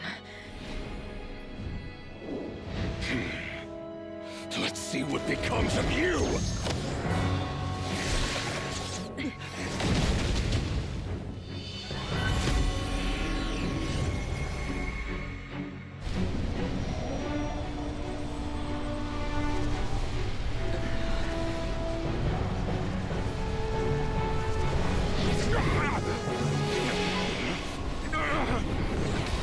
What's happening? That power. I've seen it before.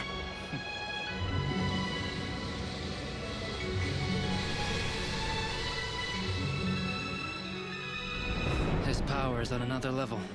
We'll need to use an alchemical array to convert his power into a usable form. Then quickly channel it into Columbina, rendering her powerful enough to compete with him. I'll join you. I can help. If I release enough abyssal energy into a confined space, it'll create a potential difference, allowing us to extract a huge amount of elemental energy. Next, I'll synchronize with everyone's minds using pyro, then give you temporary access to their abilities and fields of view. But it won't last long. Can you see? Well enough. So, we have a student of Gold Rheindotter in our midst. How about that?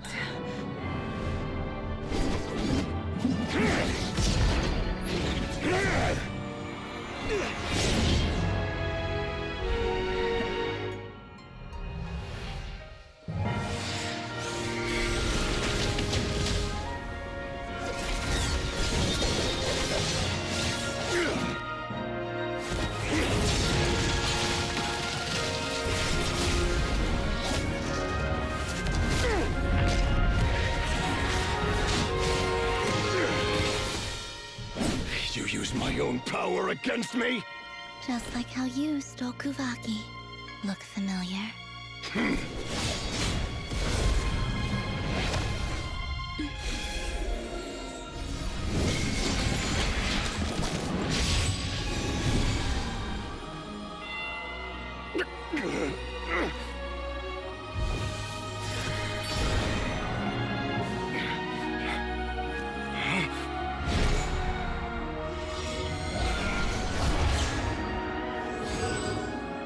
Don't you realize? You don't have the power to hold that gate open. I don't, but someone else does. Goodbye, Rerir.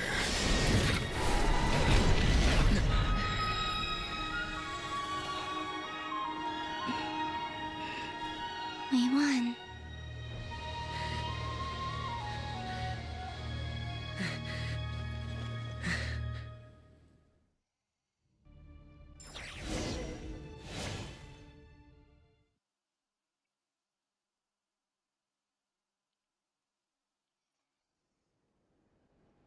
Ah.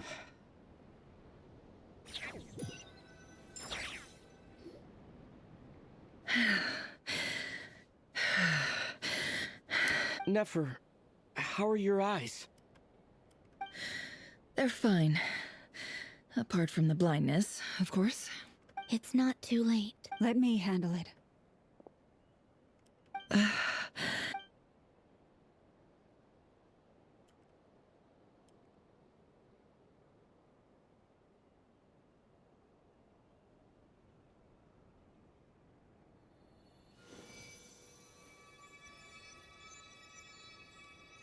Miss Nefer, it's not like you to lose your composure.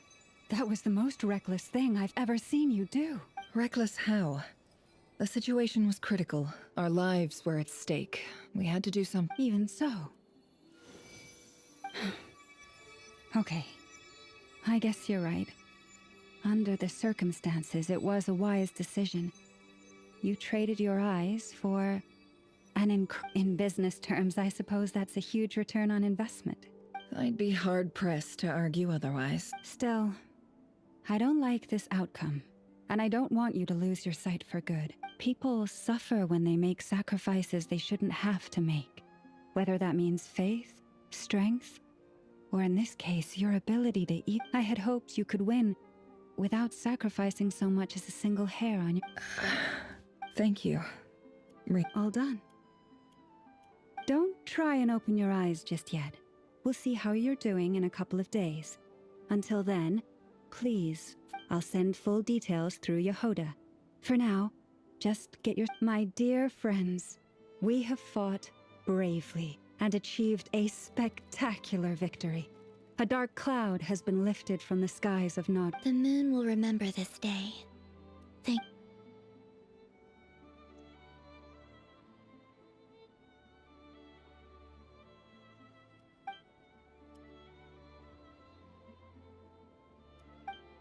There's something I want to let you know.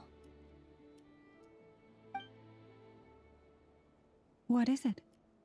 When Durin connected everyone's minds so I could access their powers, I also felt everything they felt. And since Nefer's eyes were injured, my eyes are hurting now too. Huh. Hold on. I only feel the pain. There's no actual damage. I just thought You're right.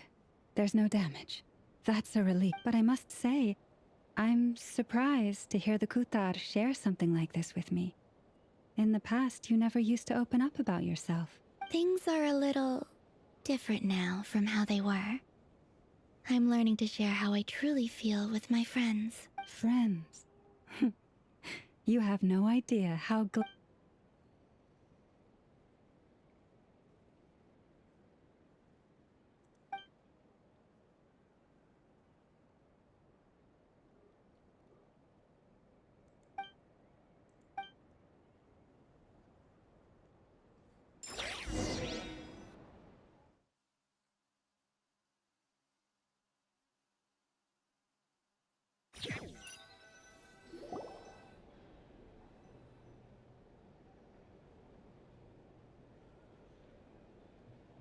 Yay! You're awake! How are you feeling? Any aches and pains? Did you sleep well? I'm doing all right, Paimon. No need to worry about me. Phew! Well, that's good. Paimon's been sitting on the edge of the bed worrying about you for ages. You slept a whole day and night. Poor Paimon had to eat all by her lonesome. Glad to hear you didn't starve. How was the food? Well, it wasn't the same without you there to share it. Honestly, Paimon just can't relax when you're not your usual self. She couldn't enjoy the food and settle down to sleep. Well, I'm back to normal. Oh yeah, and Albedo swung by earlier. He said to tell you to head to the tavern when you woke up. Varker and the others are organizing a victory feast and they want to celebrate with you. He also dropped off some medical supplies, but you seem fit as a fiddle, so if you're feeling up to it, let's head over now.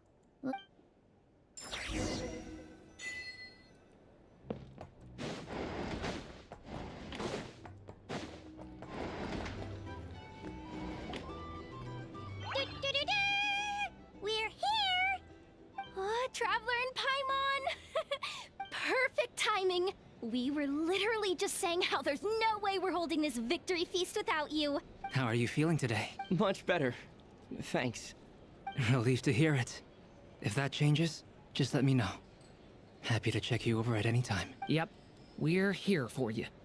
Anything you need. Oh wait, where's Nefer? How are her eyes doing? Nefer's right over there. I'm sure she'd love to catch up with you.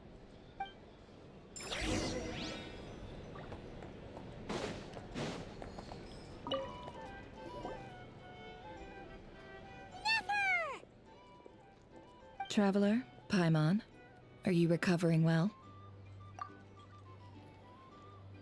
Turns out that moon chanter has some real talent after all. My eyes were mostly recovered after just a couple days rest. I can actually open them again. Yeah, but you gotta be careful. Lauma says not to strain your eyes while they're still healing. Yes, thank you. I'm well aware. Yehoda, could I borrow you for a moment? Oh, sure. Did you hear that? I gotta go help Lauma for a second. You guys chat among yourselves. I'll grab us some drinks on the way back. You bet! Sure thing!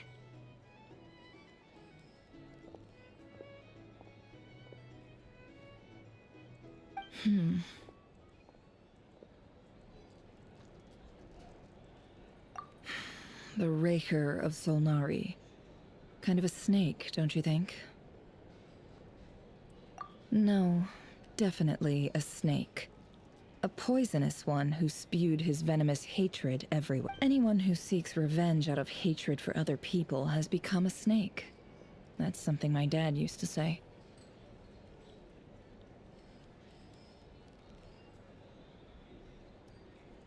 Perhaps. I'm sure it sounds like a very wise and open-hearted perspective to your ears. But me? I think hatred is a perfectly justifiable What else is left when everything you depended on in life gets stripped away? Something's gotta fuel that drive to keep on living.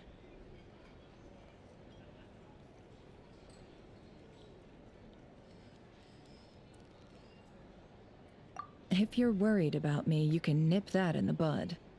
I'm not someone who gets stuck in the past. It's just...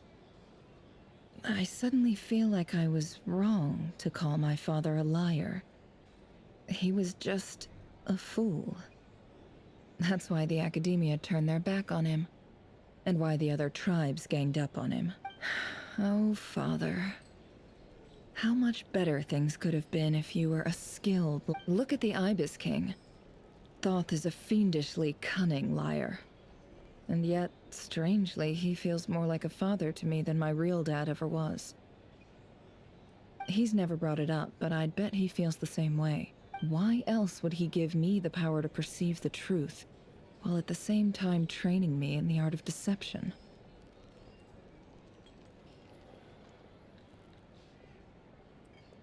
Well, King Deshret banished him to Aru, which is essentially a prison, and posed 3 questions to him. He promised that he'd have his freedom if he could find the answers. His response was to take on a physical form and approach me, hoping that I could become his envoy and search for one of the answers on his behalf. Did he really think I'd fall for that? He's stuck there. He can't make me return what he gave to me.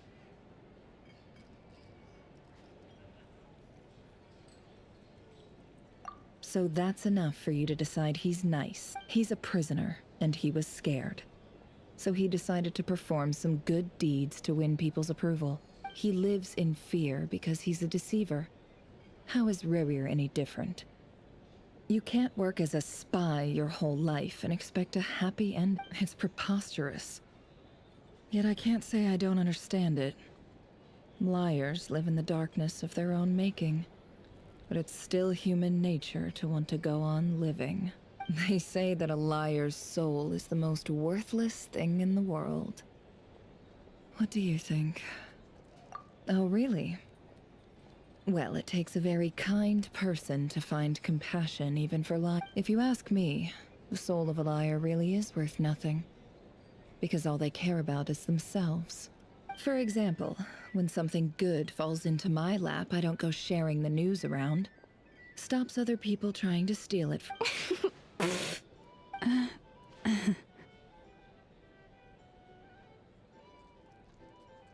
So be it. They have sharp ears. I can't keep anything from them. Oh, is that what it looks like?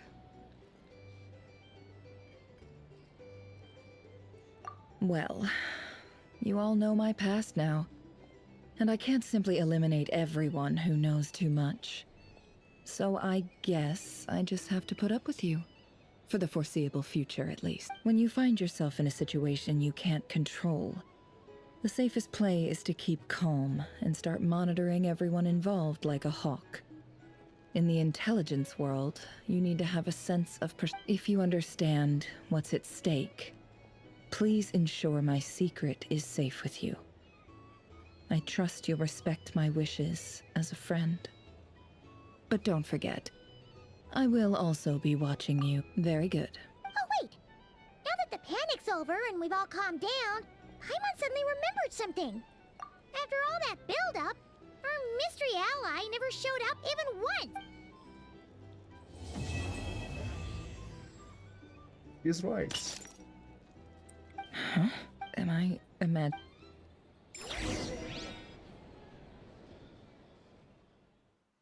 Okay. Showed up but never showed itself.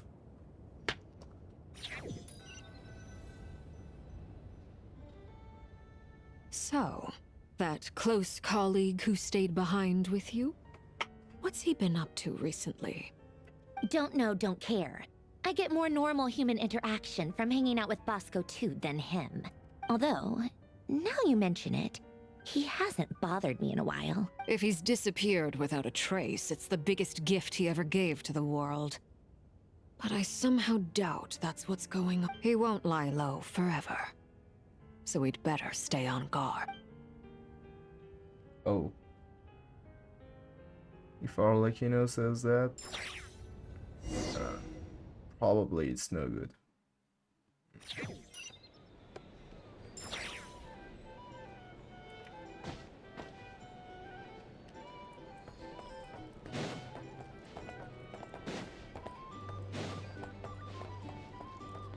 prefer Neferus first.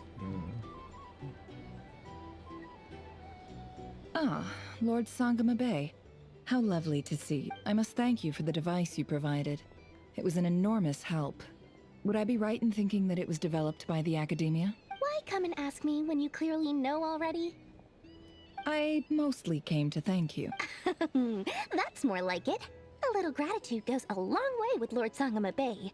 Play your cards right, and you might even stand a chance of becoming my long-term supply. The chance to work with such a kind and charitable investor as yourself would be a great honor for the cure. Huh? Charitable? Who said anything about charity? First time hearing about it. Let's see. The first plot of land you purchased in Nod-Krai, your desert interests, and... Stop! What do you think you're doing? Exposing my investment history! It's nothing to hide from. They're all perfectly legitimate investments. And some of the land you purchased was with the intent of building a sanctuary? Yes, I heard. How? You're a curious case, Lord Sangama Bay. You don't like people finding out about your good deeds, do you? Oh? But I'm afraid no matter how hard you try to keep things under wraps, where there's a will, there's a way. You did it for Sumeru. It was empty land that was gonna go to waste otherwise. I figured if I built something there, it might at least get some use in an emergency. Disasters are capricious things. They strike without any warning. I've lost family to a disaster before, and I don't want to lose any friends or business partners if I can help. My elder sister used to dream of finding a sanctuary. Somewhere with plenty of food, water, and medicine. Where everyone could live happy lives. It was something I looked into, but after discussing things with the Dendro Archon, I decided on a more effective. The tech people handled the tech, and Moneybags provided the Mora. It just made the most sense. It's a pity that so few people know the truth about you. Everyone says that you view everything in terms of Mora, and all you care about is growing your own wealth. So, what's the problem with that? Everyone wants to be rich. It's human nature. So yes, I love Mora, and it's nothing to be ashamed. But surely you have dreams of your own, beyond just You don't get it, do you? My dream is to invest in other people's dreams. And, you know, make a nice little slice for myself along the way. Just thinking about it makes me happy. That's sweet, sweet. Thank you. For the device? And the pendant. Oh, that. I was just returning a favor. Don't worry about it. Seems like we've both been away from home for Yeah. So long that I barely remember what my family even looked like. That would be your mother, father, and... Yeah. Though it's been years since my sister passed away. It's not like I want to forget them, obviously, but memory can be even more ruthless than the most calculating business person. Beyond a certain point, if something isn't helping you, it just gets rid of it. My sister can't help me now. Slowly but surely, her face is fading from my mind's eye. It's become a vague... Not everything will fade. When loved ones pass away, the beautiful memories are the ones that last the longest. Yeah, that's true. If you ask me, that's the one silver lining in all of it. Well, that, plus, I'm sure that life is much better now than it was back then. Oh, absolutely. I have tons of Mora, a big beautiful house, business is booming, and I'm as happy as can be. You've got a lot going for you too. Boss of the Curatorium of Secrets? I'm sure there's plenty of Mora to be made in that line of work. I appreciate the vote of confidence.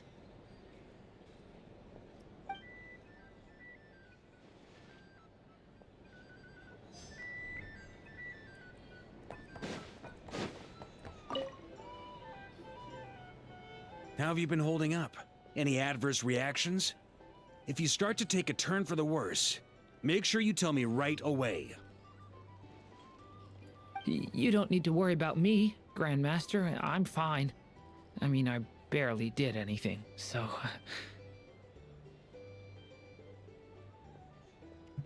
What? You're too humble, young man. You played an indispensable role in the battle for Nod-Krai. We can't thank you enough for your support.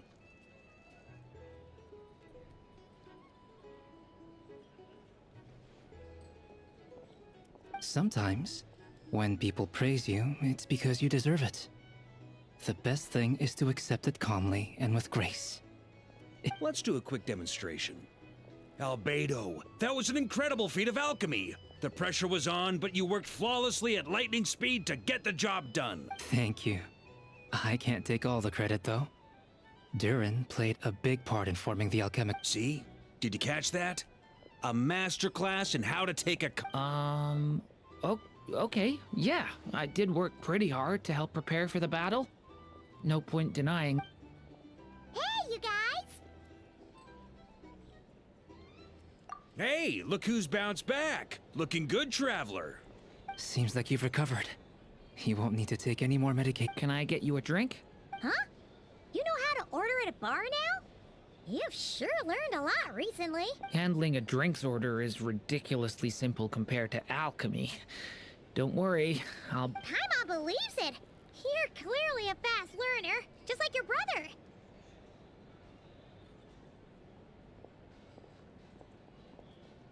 To be totally honest, though, Paimon didn't quite follow all the details when you first explained the plan to us. Don't worry, that's completely understandable. Unless you're a student of alchemy, it's hard to grasp the principle and how the process works.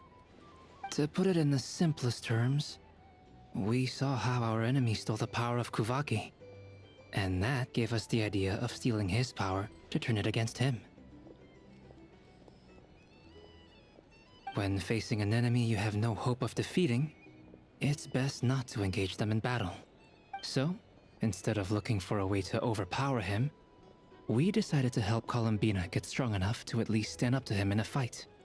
For this to work, we had to analyze his modes of attack, confirm who his main target was, and make sure that he wouldn't go beyond the range of the alchemical array.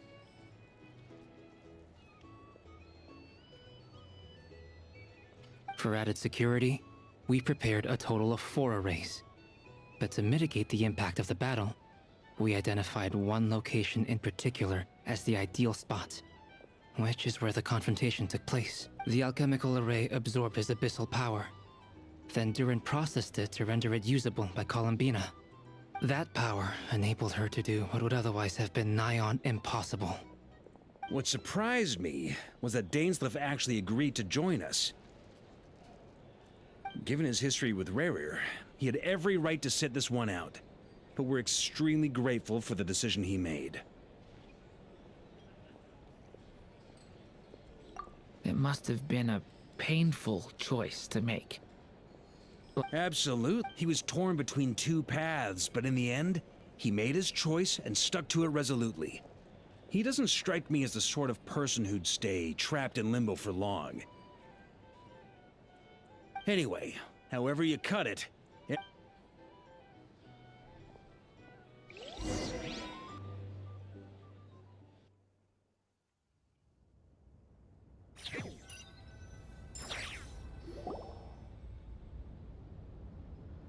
That's the only reason you're here. Yes. I've thought a lot about it. And I've realized that you, me, and Arlecchino should be friends. I think this is very important. So I felt I had to come and tell you. Well, this is a new one. I'm so moved. I can't even hold my teacup. If that's all, you can leave now. Do you not want to be friends with me? Or is it that you prefer being co-workers? What is this, Columbina? Are you deliberately testing my patience threshold? Right now, my politeness module is active. But if you say another word, I swear I'll shut it down. If your politeness module was active, wouldn't you say the word please at some point? Polonia, please see Lady Columbina to the door. Will you still invite me to your next tea party? What? Yes, I think you will. Bye-bye, dear Sandrone.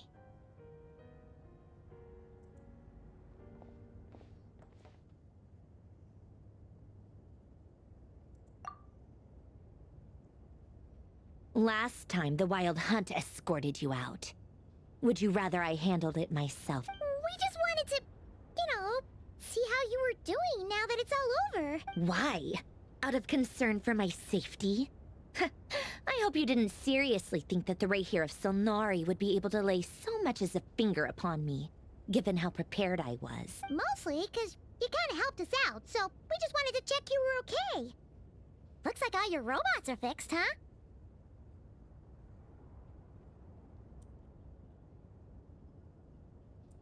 Oh, don't you worry about that. Tea time is already a write-off. The visitor before you managed to kill my appetite. If you're in the mood for tea, go ahead and help yourself. Otherwise, my coasters are still missing in action, though. Use this notebook instead. Whoa! Pretty hefty notebook. Look at all those calculations. You can ignore those. They're just dumb scribbling. I doodle and write in my free time. Sometimes I remember the distant, dreamlike past. Sometimes I imagine the far-flung future. And other times, I grit my teeth and note down all the crazy nonsense going on in the present. Some people do the crosswords in the newspaper. This is my equivalent of that. Trying to predict the future is like daydreaming. And writing about the present just makes me furious. The past is my favorite. If nothing else, it's already set in stone, so I don't have to rack my brains trying to figure it all out. Huh.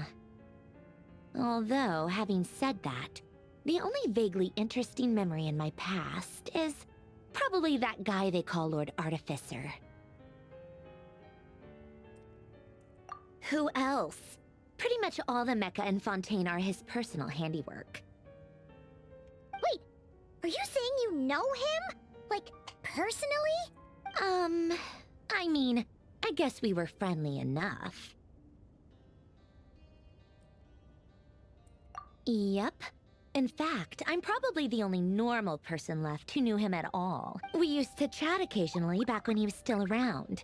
Before he passed away, he asked me to destroy all his manuscripts. I honored his request, but I did read through everything first before destroying them. I mean, I couldn't let the genius of Lord Artificer Alain Guillotin disappear like that. Would have been such a... So... that's where the formulas in your notebook are from? I just told you. Those are my equivalent of crossword puzzles. They're just dumb formulas that I solve for fun when I'm bored. Alain's work was like epic poetry. The formulas in my notebook are just silly little riddles. Not that there's anything bad about them. I mean, at least, solving those riddles isn't going to hurt anyone. Except me, 'cause I lose a few brain cells in the process. Anyway, while we're on the topic, I might as well tell you about what happened to him and his friends. Alain Guillotin had two close buddies, Renee and Jacob. They spent their childhood years together in the Narzissenkreuz Institute. They were all quite competitive, so there was some rivalry between them. But it was a friendly rivalry. But beneath the friendship and the rivalry ran something deeper, a sense of nostalgia. Unfortunately, childhood would end. The prophecy would come true. The apocalypse would arrive, and the future would never be. A mad dream that would normally only capture the minds of lunatics begin to take root in their hearts. And if Renee and Alain had been people of lesser wits, that dream would probably have ended up as something for them to joke about in their older years. But alas, they were some of the sharpest minds around. They nurtured that dream with the full power of their intellect, and it grew into something that ate away at their souls. The first of them to fall under its spell was Renee. Against Alain's wishes, he persisted in experimenting on a mutual friend of theirs to try and save their life. Alain did not approve and parted ways with Renee. It's complicated. Alain wanted to believe that Renee only did what he did for the sake of their friendship. But when he told me about what perhaps the seed that would grow into a nightmare had already sprouted in Renee's mind.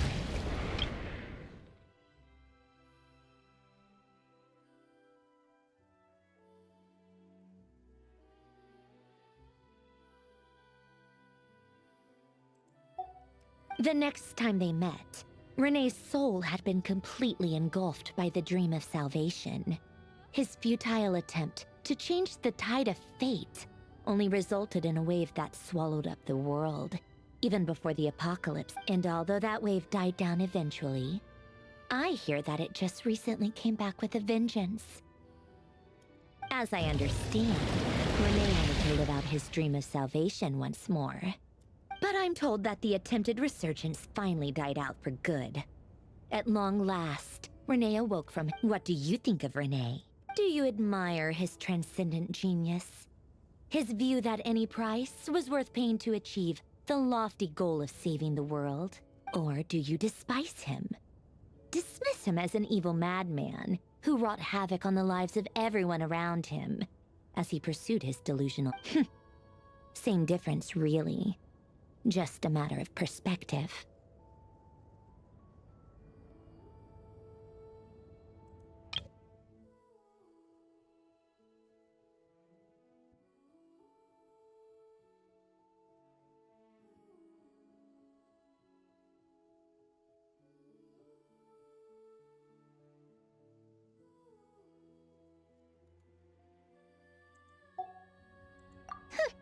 Doesn't surprise me.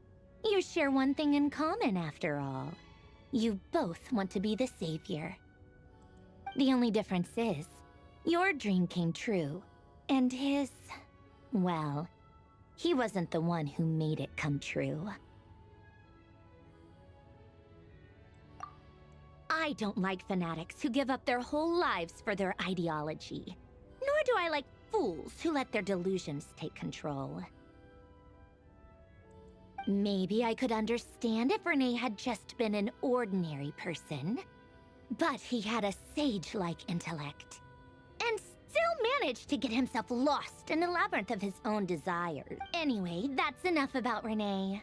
Now, moving on to Alain Guillotin, the Lord Artificer. He managed to put a stop to the first storm whipped up by Renee. But after that, Alain lost his friends and family. To his credit, I suppose, the loss of his family and friends was purely a tragic accident. It's not like Alain sacrificed them for his cause.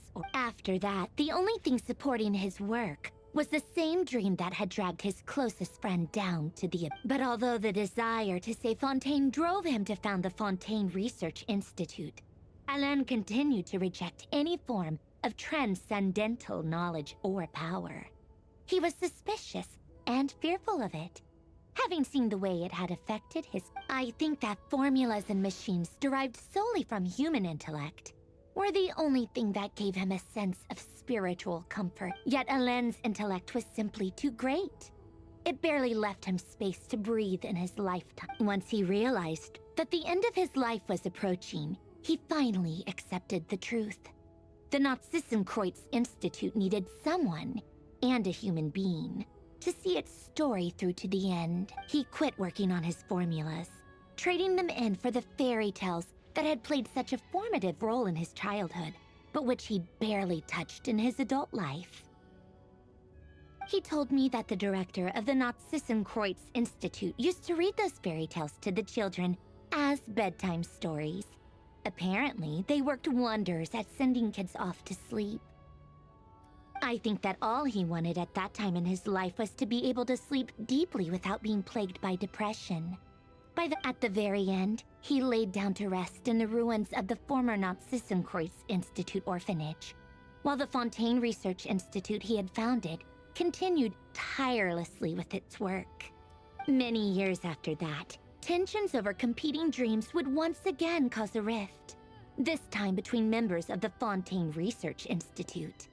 But the actions of those fools had nothing at all to do with Alain. And that is the story of two people from the Nod-Krai Institute who both wanted to save the world. One went all in on his fantasy of salvation without ever looking back, and ended up calmly sinking to the bottom of the other sought desperately to burn bright in his life, even though he wasn't sure where he was going.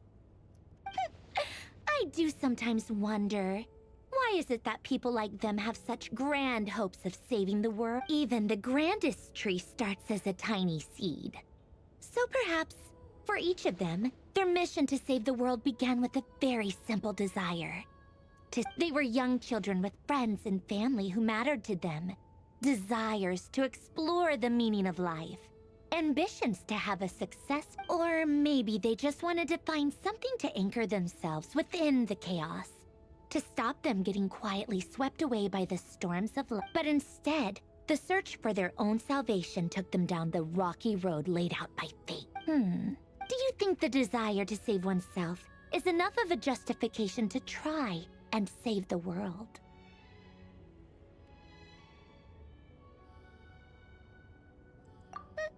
The way you said that sounded just like Alain.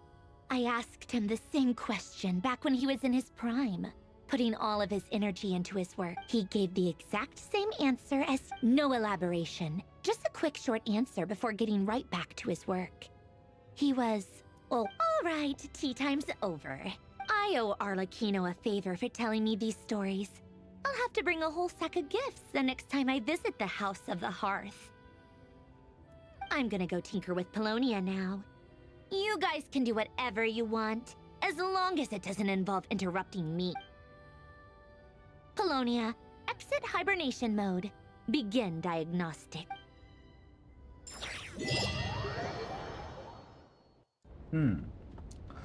Interesting. Our Sundra is very talkative. Whoa, okay. Okay, nice. Nice.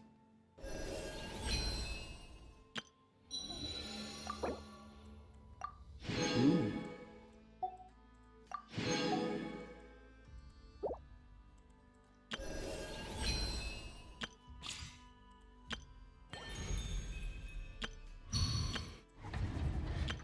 Okay, What could the children be up to?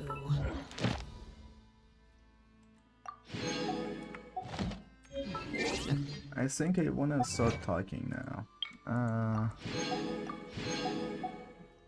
Let me just do several things very quickly.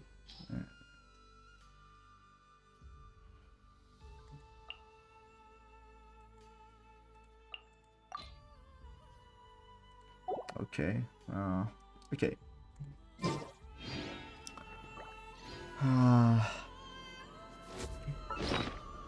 Here is much more quieter. Much more quiet. Okay. As someone who analyzes stories, I know this fact. That right after you read or watch read a story or watch a movie, you should not give your thoughts right away. You should kind of think about it. Don't make conclusions so quickly. But I'm gonna do. I think these two acts, Act 3 and Act 4, were actually... Oh. They were actually so good. I think they were...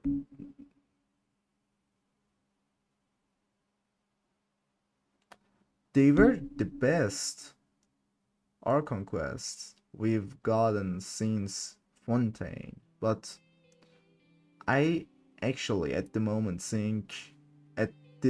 I think it was actually better than it was actually the best, not one of the best. It was actually the best, the very best archon quest.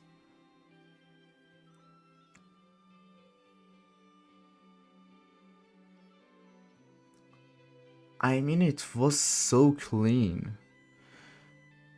Like, so many things were related to each other. So many little details that has been shown, gotten used, and so many things has gotten explained to clear everything up. It was just great. I mean, wow.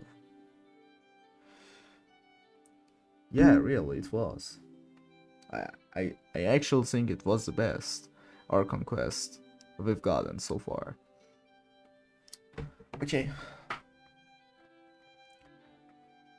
Thank you for watching, and bye.